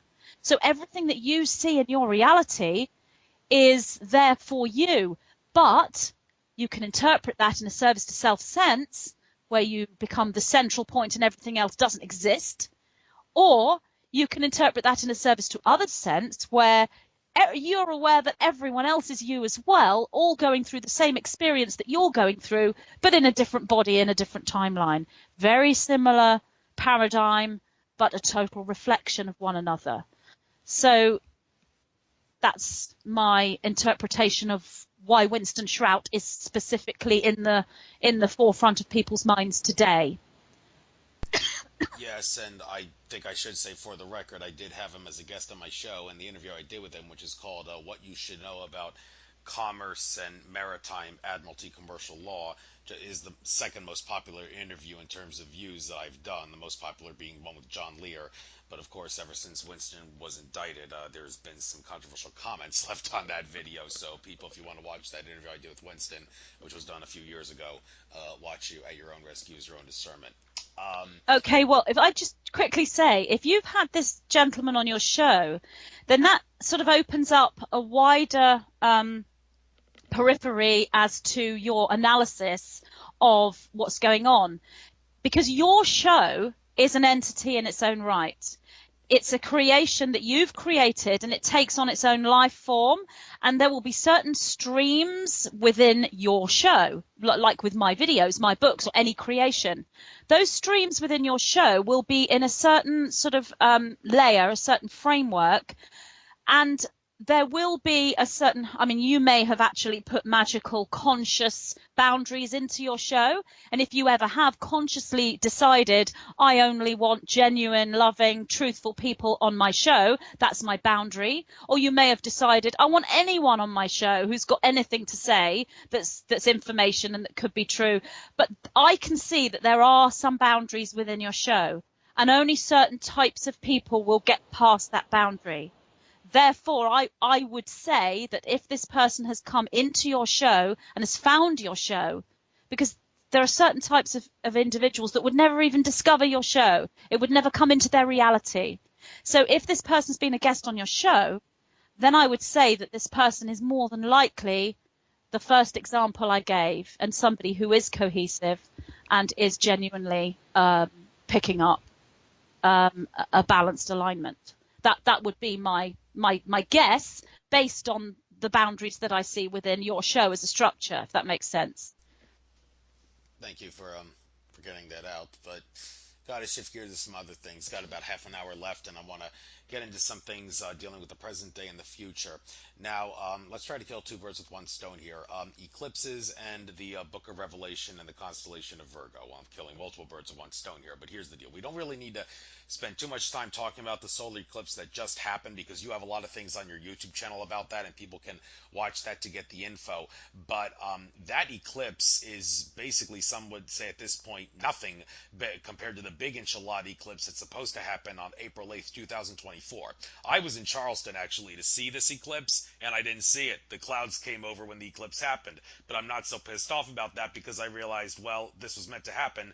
My guardian angels and spirit skies decided not to let me see this eclipse because, well, I'm on this earth for a big mission, and the eclipse that's going to be in 2024 is going to be a big climactic point for my mission, so it only makes sense that I wouldn't see this one and be forced to wait 7 years to see that one. And I know exactly where I'm going to be to see that one. I'm going to be at the crisscross point of where the path of this eclipse went and the path of that eclipse went, which is at some town in Illinois, which, if you do some etymology on the name, it has something to do with like a star of Israel or something like that. Well, that's a whole new can of worms in of itself. But that eclipse, why it's so significant in 2024, it just so happens to be near the end of the Pluto and Capricorn astrological cycle, and Pluto and Capricorn is supposed to signal the destruction of everything that is not in humanity's best interest. And since this eclipse that just happened and that eclipse in 2024 both go across the continental United States, many have hypothesized what it is ultimately signaling is the destruction of the Roman Empire of the modern era, that is the United States corporation masquerading as the American government. Well, that's the first thing we can discuss. The second thing, the significance of the recent fall equinox, and more significant, the date of September 23rd. There are videos on YouTube about it. One significant one, which I encourage people to see, even though the date has passed, where this Christian pastor who's very metaphysically oriented talks about how the Book of Revelations 12 may have been fulfilled on September 23rd with like the constellation of Virgo, like all the planets were around it, and Jupiter moved like through Virgo in a way that suggests like Virgo was giving birth to Jupiter or something like that. It's kind of complicated and all. Maybe you know more about it than I do, but some would say, okay, this is not an accident. Something is definitely going on here. And since astrology is not a quack science, it's definitely real, because as above, so below. Yeah, that's the way the reality works. There's got to be something to this. So let's kill some multiple birds with one stone here. The eclipse that just happened, the eclipse it's going to happen in 2024, the ultimate combined significance of them both, and also what is the big deal with all this stuff, Book of Revelation, September 23rd, and the constellation of Virgo and everything dealing with it. Mm-hmm. Okay, well, the eclipse, I'm told, was a seed point, a very big seed point. There are many. So you're talking about another one coming in 2024. There are other stargates. There are other moments. You were also saying about not seeing the eclipse, but you didn't have to witness the eclipse in order to embrace that energy. Obviously, we didn't see the eclipse here in the UK because we couldn't, but sensitive individuals will have embraced the energy and will have taken part. This is a coming together of cosmic forces and cosmic energy and humanity. So it's the macrocosm and the microcosm coming together as one. So the day of the eclipse had no starseed whatsoever been taken part in any understanding that the eclipse was significant, say there'd been no meditation at all, the eclipse would still have happened. The energy would still have been there. But what actually happened was many people were aware of the significance of the eclipse. Many people came together in a unified meditation, which was one of the most powerful meditations that have occurred in a long time on this planet, if not always. It was incredibly powerful, and that in itself created the energetic. But a meditation on its own of that level would have created a seed point without an eclipse. But it was the two coming together that made the significance, the macrocosm and the microcosm coming together, that's so significant, created a seed point. As for the Book of Revelation, everything in there, it's an account written. I guess you could say that whoever wrote the Book of Revelation, whoever that person, individual was, or individuals were channels. They were in communication.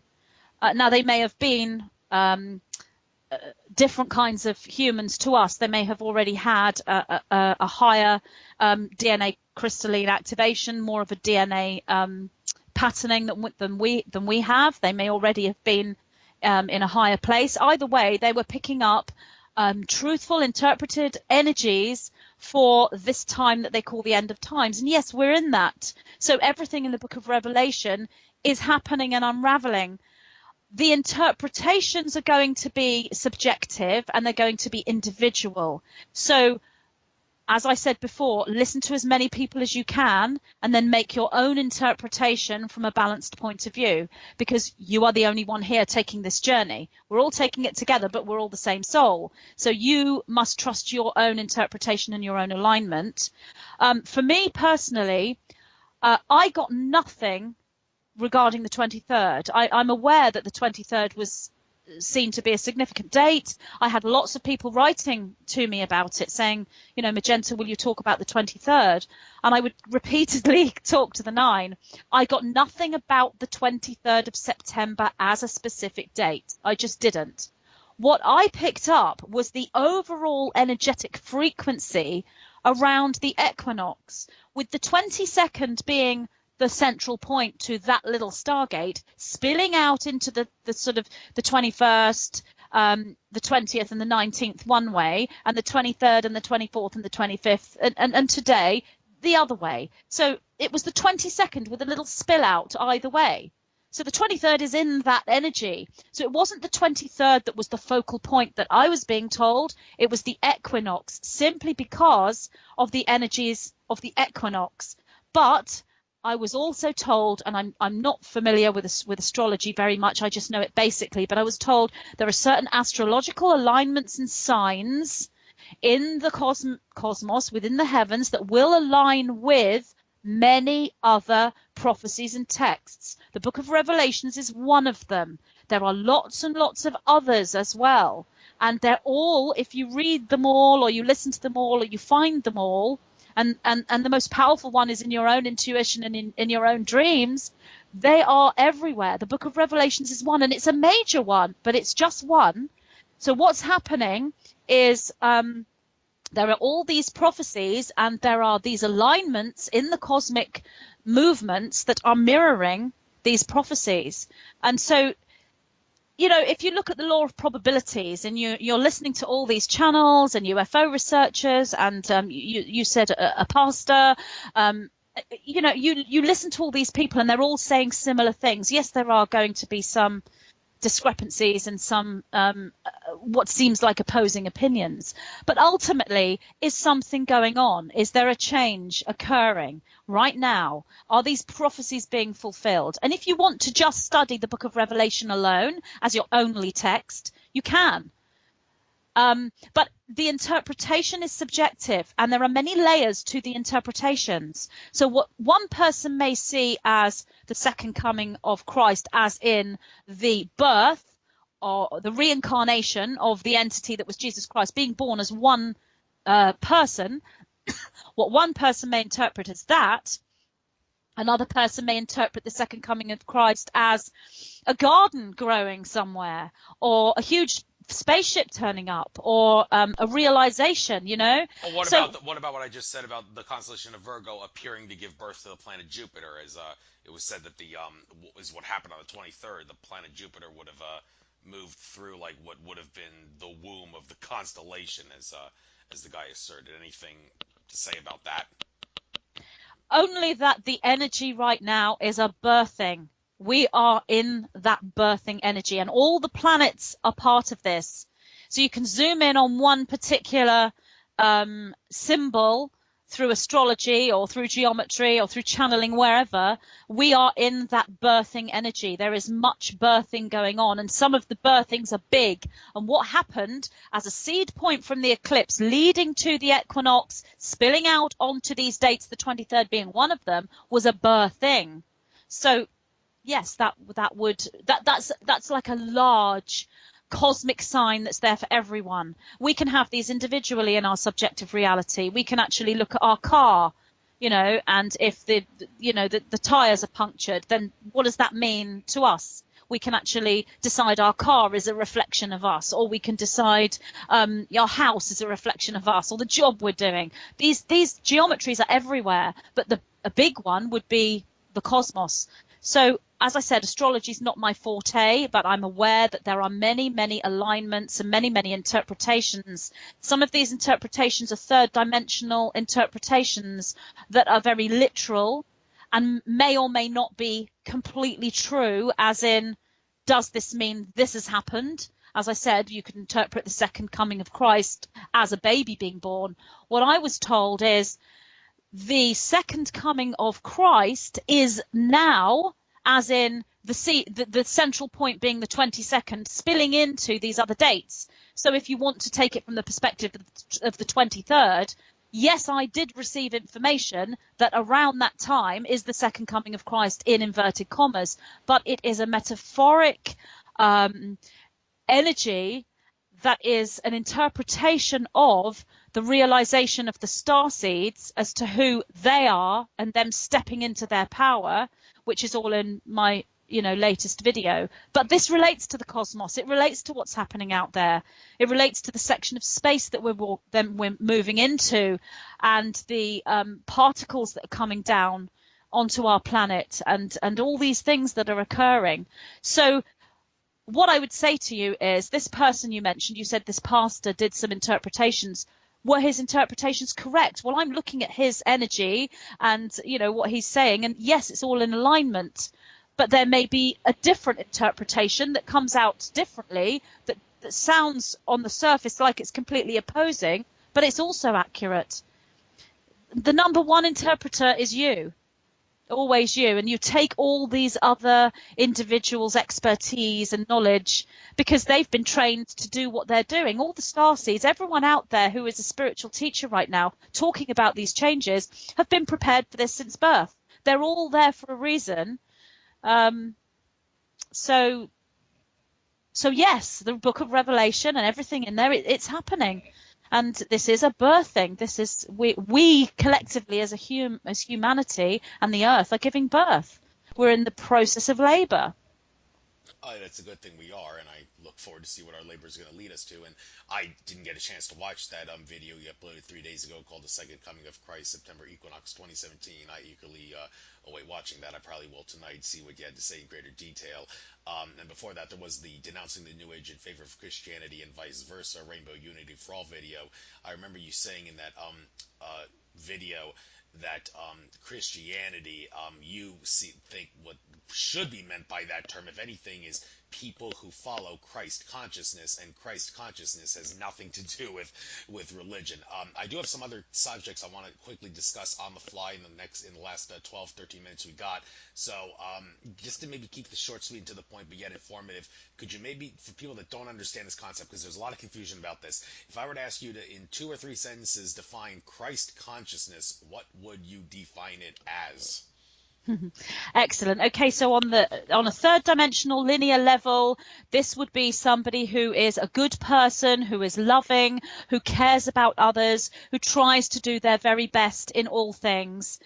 Ultimately, that's the first level. But then we can move into a deeper level of Christ consciousness, which is somebody who is aware of higher dimensional states, who's in communication in their own way, who's a creative person, who is making their spiritual life a priority, who is aware that they are here for a reason, etc., and is working with a Christed energy, an ascended master, an archangel, Jesus Christ, the nine, whoever it may be. Then you can go further into these crystalline DNA formations and geometric structures that the nine would call Krista. If you want to interpret Krista as a place, a fifth dimensional place, it's like a crystal city or an emerald city. It's a template of archetypal nature that is embedded within us all, so it's part of the language of light. Or we could look at the Christ, which is a particular frequency, so we're going into frequency, which is source connection. So Christ consciousness will mean all of those things depending on where you are in your own expansion. Thank you. Okay, another subject I want to quickly discuss here. A lot of people are going to do a double face palm when I mention this, because we're like, oh no, we've been down this road again. This is all a disinfo ploy, all diversion. But I want to set the record straight on this. One of your videos called Nibiru, Planet X, Pole Shift, and New 5D Earth. Well, first of all, the whole Nibiru Planet X thing. People have confused the living hell out of this issue by using the name Nibiru to refer to more than one planetary object. When I use the term Nibiru, I only use it to refer to the home planet of the Anunnaki that Zecharia Sitchin glorified in his landmark book, The 12th Planet.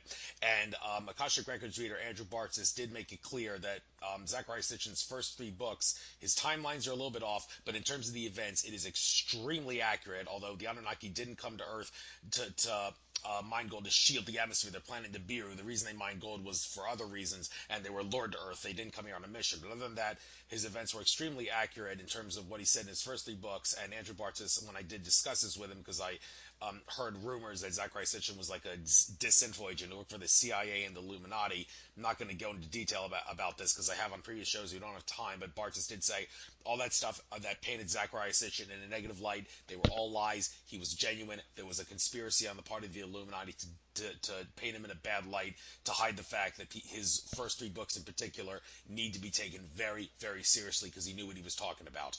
But people have confused the whole Nibiru thing by using the name to refer to other things, and in the present day this is especially true with people who have said that we have some sort of a brown dwarf-like object going through our solar system at the present moment, and some have even said that one of this brown dwarf's moons is or planets, whatever, is the home planet of the Anunnaki. Well, no, that's not the case.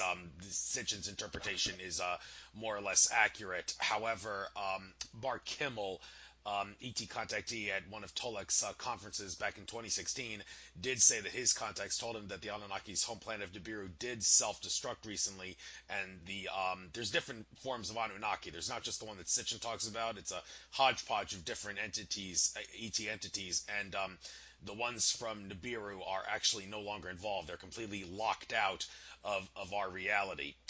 But yet people try to talk about the return of the Anunnaki and the return of Nibiru, so many people aren't aware of that. But you did make a video about this, so I think maybe you can upset the record straight about this. What exactly were you talking about? Do you, well, I hope you agree with the work of Zachariah Sitchin. I mean, unless Andrew Bartus has somehow read his Akashic records wrong, then, well, I think you have no choice at this point but to acknowledge, yes, Sitchin knew what he was talking about. So what exactly did you want to say in this video? I don't think I watched it. It was downloaded about a month ago.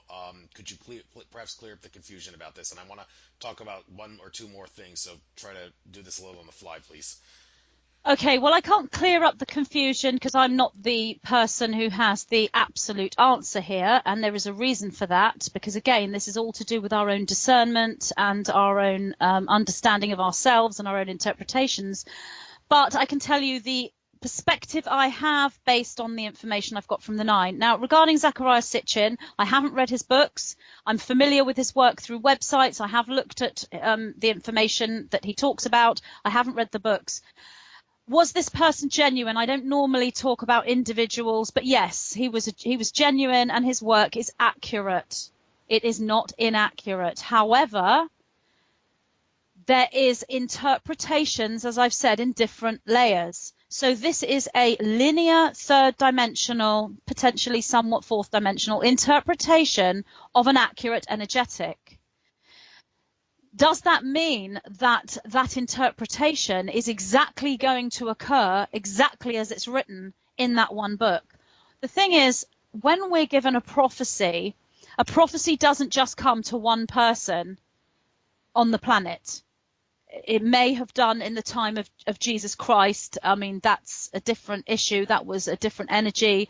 But right now, and from other people, prophecies come to many at the same time, and they will all interpret subjectively the energetics that they are picking up.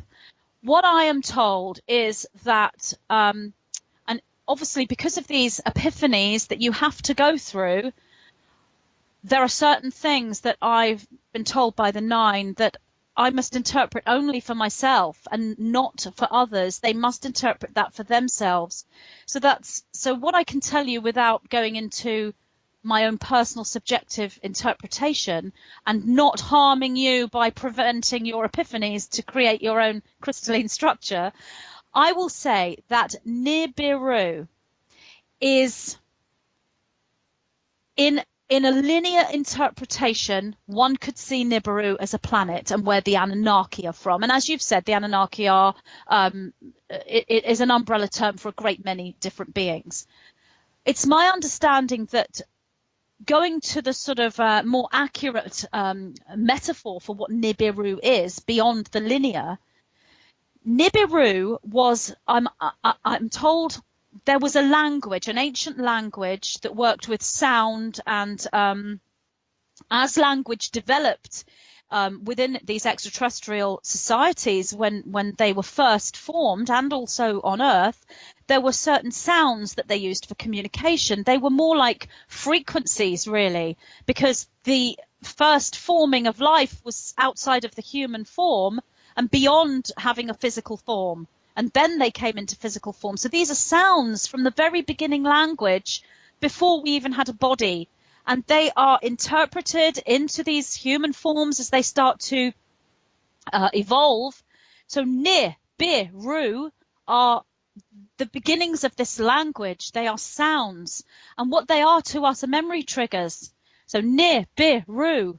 And actually seeing it written, and the Nine write it like Ni dash BI-RU with a capital N and a capital B and a capital R, because they're codes. Nibiru is a code. It's a code that activates the DNA structure. Now, does that mean that that it's not a planet? Well, no. The Nibiru code may well manifest as a planetary body.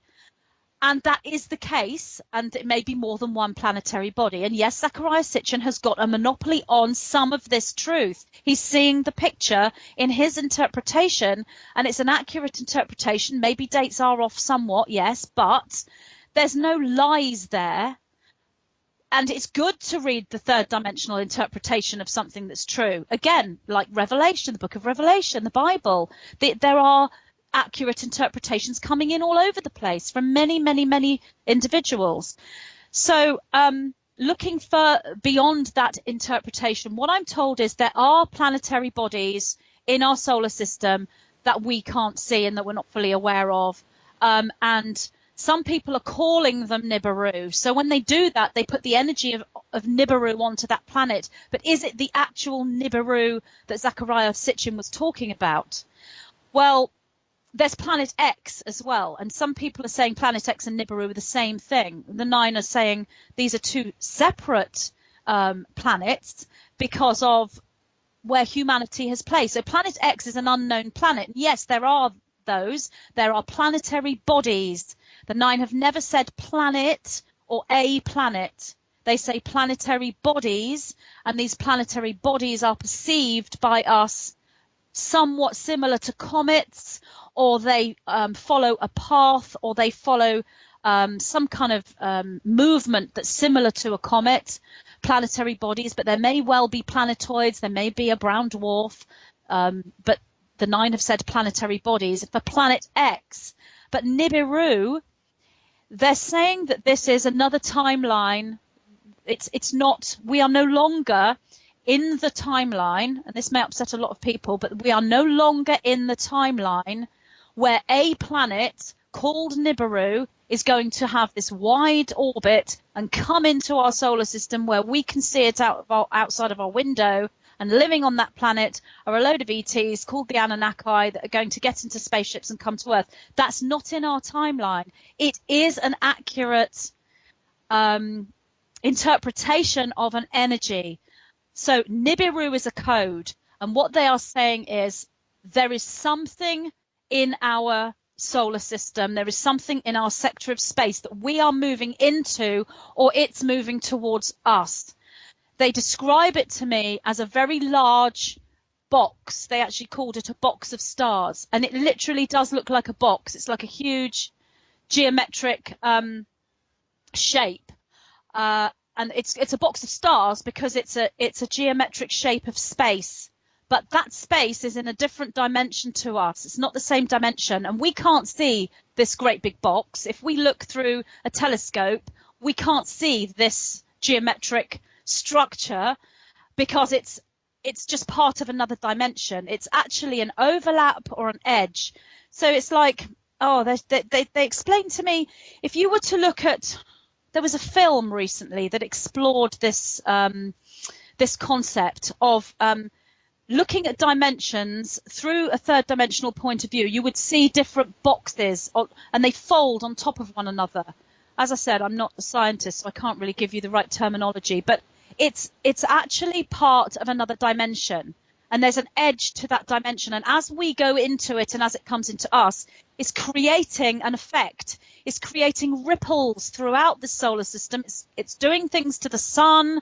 It's doing things to all the planets. And some of the, astrologers, some of the astronomers and people from NASA and people with telescopes can see on their technology, they can see evidence of this.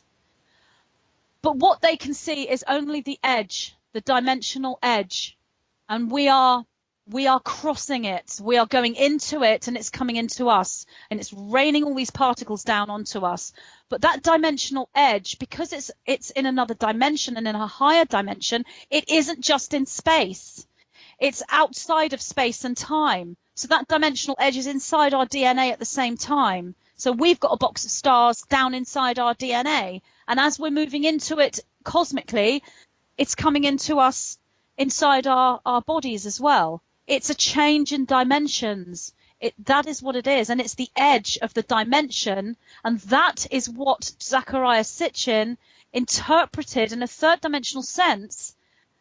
Based on all the research that he did, it seemed like it was a planetary body. There may well have been a planetary body that was named Nibiru, but Nibiru is a code, it's a language, it's a code to trigger our DNA, and what we are seeing up there, the return of Nibiru, yes, it's true. Planet X coming into our solar system, yes, it's true, but what is it? What is Nibiru? Nibiru is the return to the 12-stranded crystalline DNA structure. It's us returning to our rightful structure geometrically, and it's happening cosmically, and we can detect it, and it's affecting all the planets, and it's affecting the sun, and it's affecting our chemicals in our body. It's changing our structure. It's changing us from a carbon-based entity into a crystalline or silicon or silicate entity. That's what all this is. That's what Nibiru is. And when you say Nibiru, it's a memory trigger. So it's great that Zecharia Sitchin wrote this, because when you read his book, it will trigger your memory, and you will know.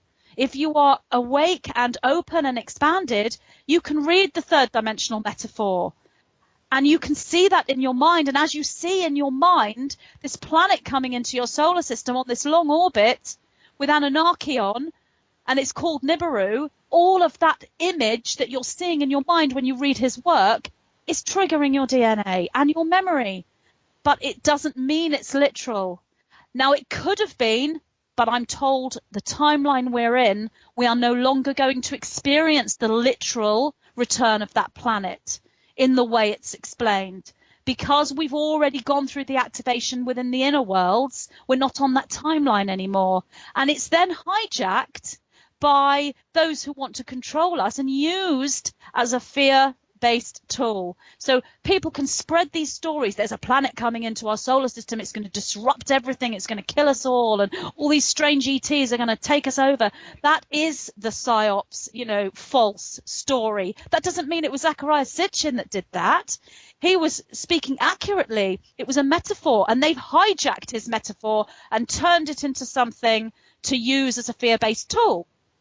And what we need to do is work with our memory and our knowing and turn it into what it's supposed to be, which is an activation tool into our true sovereignty and into our crystalline form, which is beautiful and wonderful. And we have to reject these fear-based stories, but we don't reject Zecharia Sitchin, who was an honest person who spent his life's work doing this.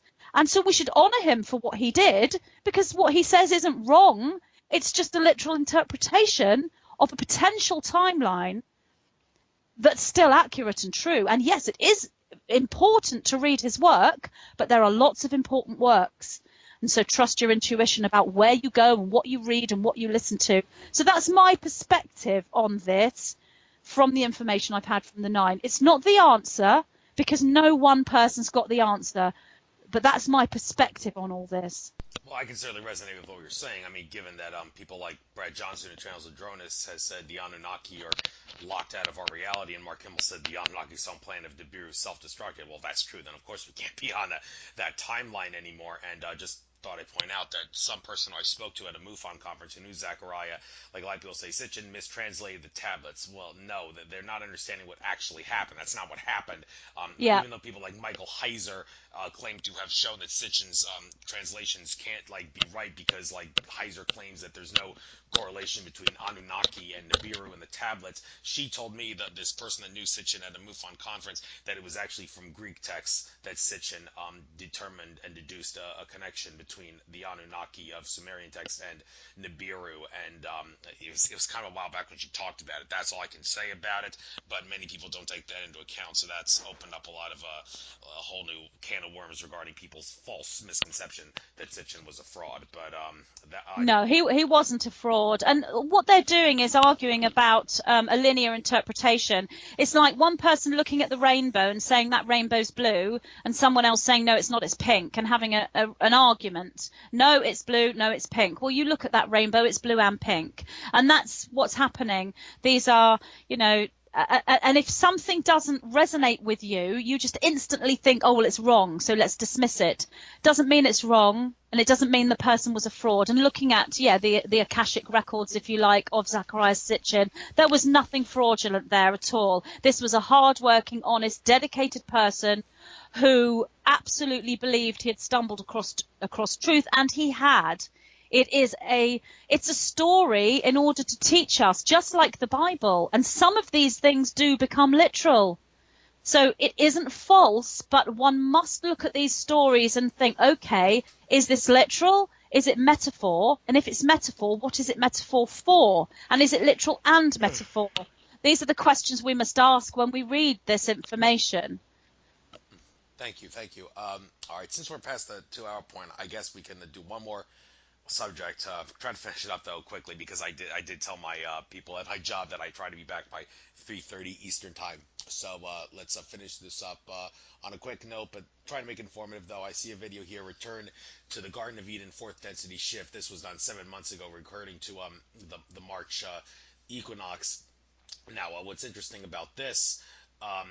You suggested the return of the Garden of Eden is some sort of a consciousness shift that kind of resonates with what I've heard people like, again, Brad Johnson, who channels Adronis, say that the thing we refer to as the event. What is the event? Well, according to him, it's just the shift into fourth density consciousness. Now, he does say there's a difference between density and dimension. That's a whole can of worms I'm not going to get into. But this unique thing that you're pointing out, that the Garden of Eden is a metaphor for some sort of a consciousness shift, fourth density shift, which, using terminology, fourth density shift, it would be the same thing as the event that Brad Johnson refers to. Am I correct in saying the Garden of Eden is fourth density? And if it is, where is the evidence for that in the text that mentioned Garden of Eden, if there is any? The Garden of Eden is third dimensional, third density, fourth and fifth and beyond. There are different reflections. So yes, it's a shift in consciousness. Now there are places within third dimensional reality where the Garden of Eden energetic is reflected. You can have your own Garden of Eden in your backyard if you want to. That reflects that energy. It is simply, on a physical level, a garden of beauty and serenity and healing that you will sit in, and you are able to soak up the healing energies of this really well constructed, beautiful frequency. But the Garden of Eden is indeed a consciousness, fifth dimensional consciousness, and fourth density. And you'd say you don't want to go into that. I would say fourth density and the fifth dimension is the same thing, just different interpretations, different models of the same thing. You can say fourth density or the fifth dimension, and it's the same. So within that, yes, that's where I would place the Garden of Eden. But that doesn't mean that there wasn't a physical, literal Garden of Eden at some point. It may be that it's on another planet. It may have been some kind of planetary body in transit. And it's also a shift in consciousness. That there are multi interpretations of one thing, and the time that we are in is the time of decoding the metaphor. That's what we're here to do. We're here to decode what this metaphor means. And when the nine speak and present all this in the videos, they go through several different dimensional interpretations of what the different metaphors are. So the Garden of Eden, again, is a code. It's an open-hearted energy. And the best way to look at what the metaphor is what energy do you feel when you think of these things? When you think of the Garden of Eden, does this open your heart? Do you think of beauty and joy and bliss? You can recreate this within the fifth dimension, within your dreams, within your meditations. It's a consciousness shift, but it can be recreated literally as well. And it may well have been an ancient literal place, but it's also a consciousness shift. It is more than a place. Often the nine say place and space, which means it's a literal place and it's a space. And it's within the inner worlds of antimatter and within the actual worlds of matter. There's a reflection there. And it just depends on which timeline we're in as to which consciousness and which frequency will then manifest within the actual material world, within the world of matter. So the Garden of Eden, that's what the Garden of Eden is. It's many things. Thank you, Magenta. All right, we went over 2 hours. Hopefully, people that have lousy attention spans won't have zoned out. But Yeah. there's a lot of crucial stuff in this video, and you made it very interesting. I'm sure people will not tune out. So definitely, people will want to listen to this. I'm sure there'll be a nice view count on YouTube. I'll try to upload it to YouTube as soon as possible. May not be till Thursday though. I got a lot of things that I gotta catch up on after getting back from Arizona, but I do have it saved. I obviously pre-recorded it here on Skype, so it will be up soon. Got another interview tomorrow, and if I'm lucky, I'll be able to do one on Friday as well. So I got a busy weekend also. Just bear with me. I'll make sure this gets out, and when I do get it out on YouTube, I'll try to post it on social media and all and such, so people will be able to hear about it, listen to it, and learn something from it. So Magenta, it was a pleasure having you on. Everything happens for a reason, including the delays that you and I had to get you on today. Yes. So I think it was definitely Yeah. worth it. Seeing some of the things we discussed, I can understand why it happened. So Yeah. love having you Same. on. Good luck Same. on everything you do in the future. I will talk to Thank you you, sometime, hopefully Andrew, soon. and good luck you too with all your work. You're doing amazing work. So thank you for asking me Ditto for to you be too. on your show. It's You're brilliant. welcome. Thank you, Andrew. Bye bye. Take care.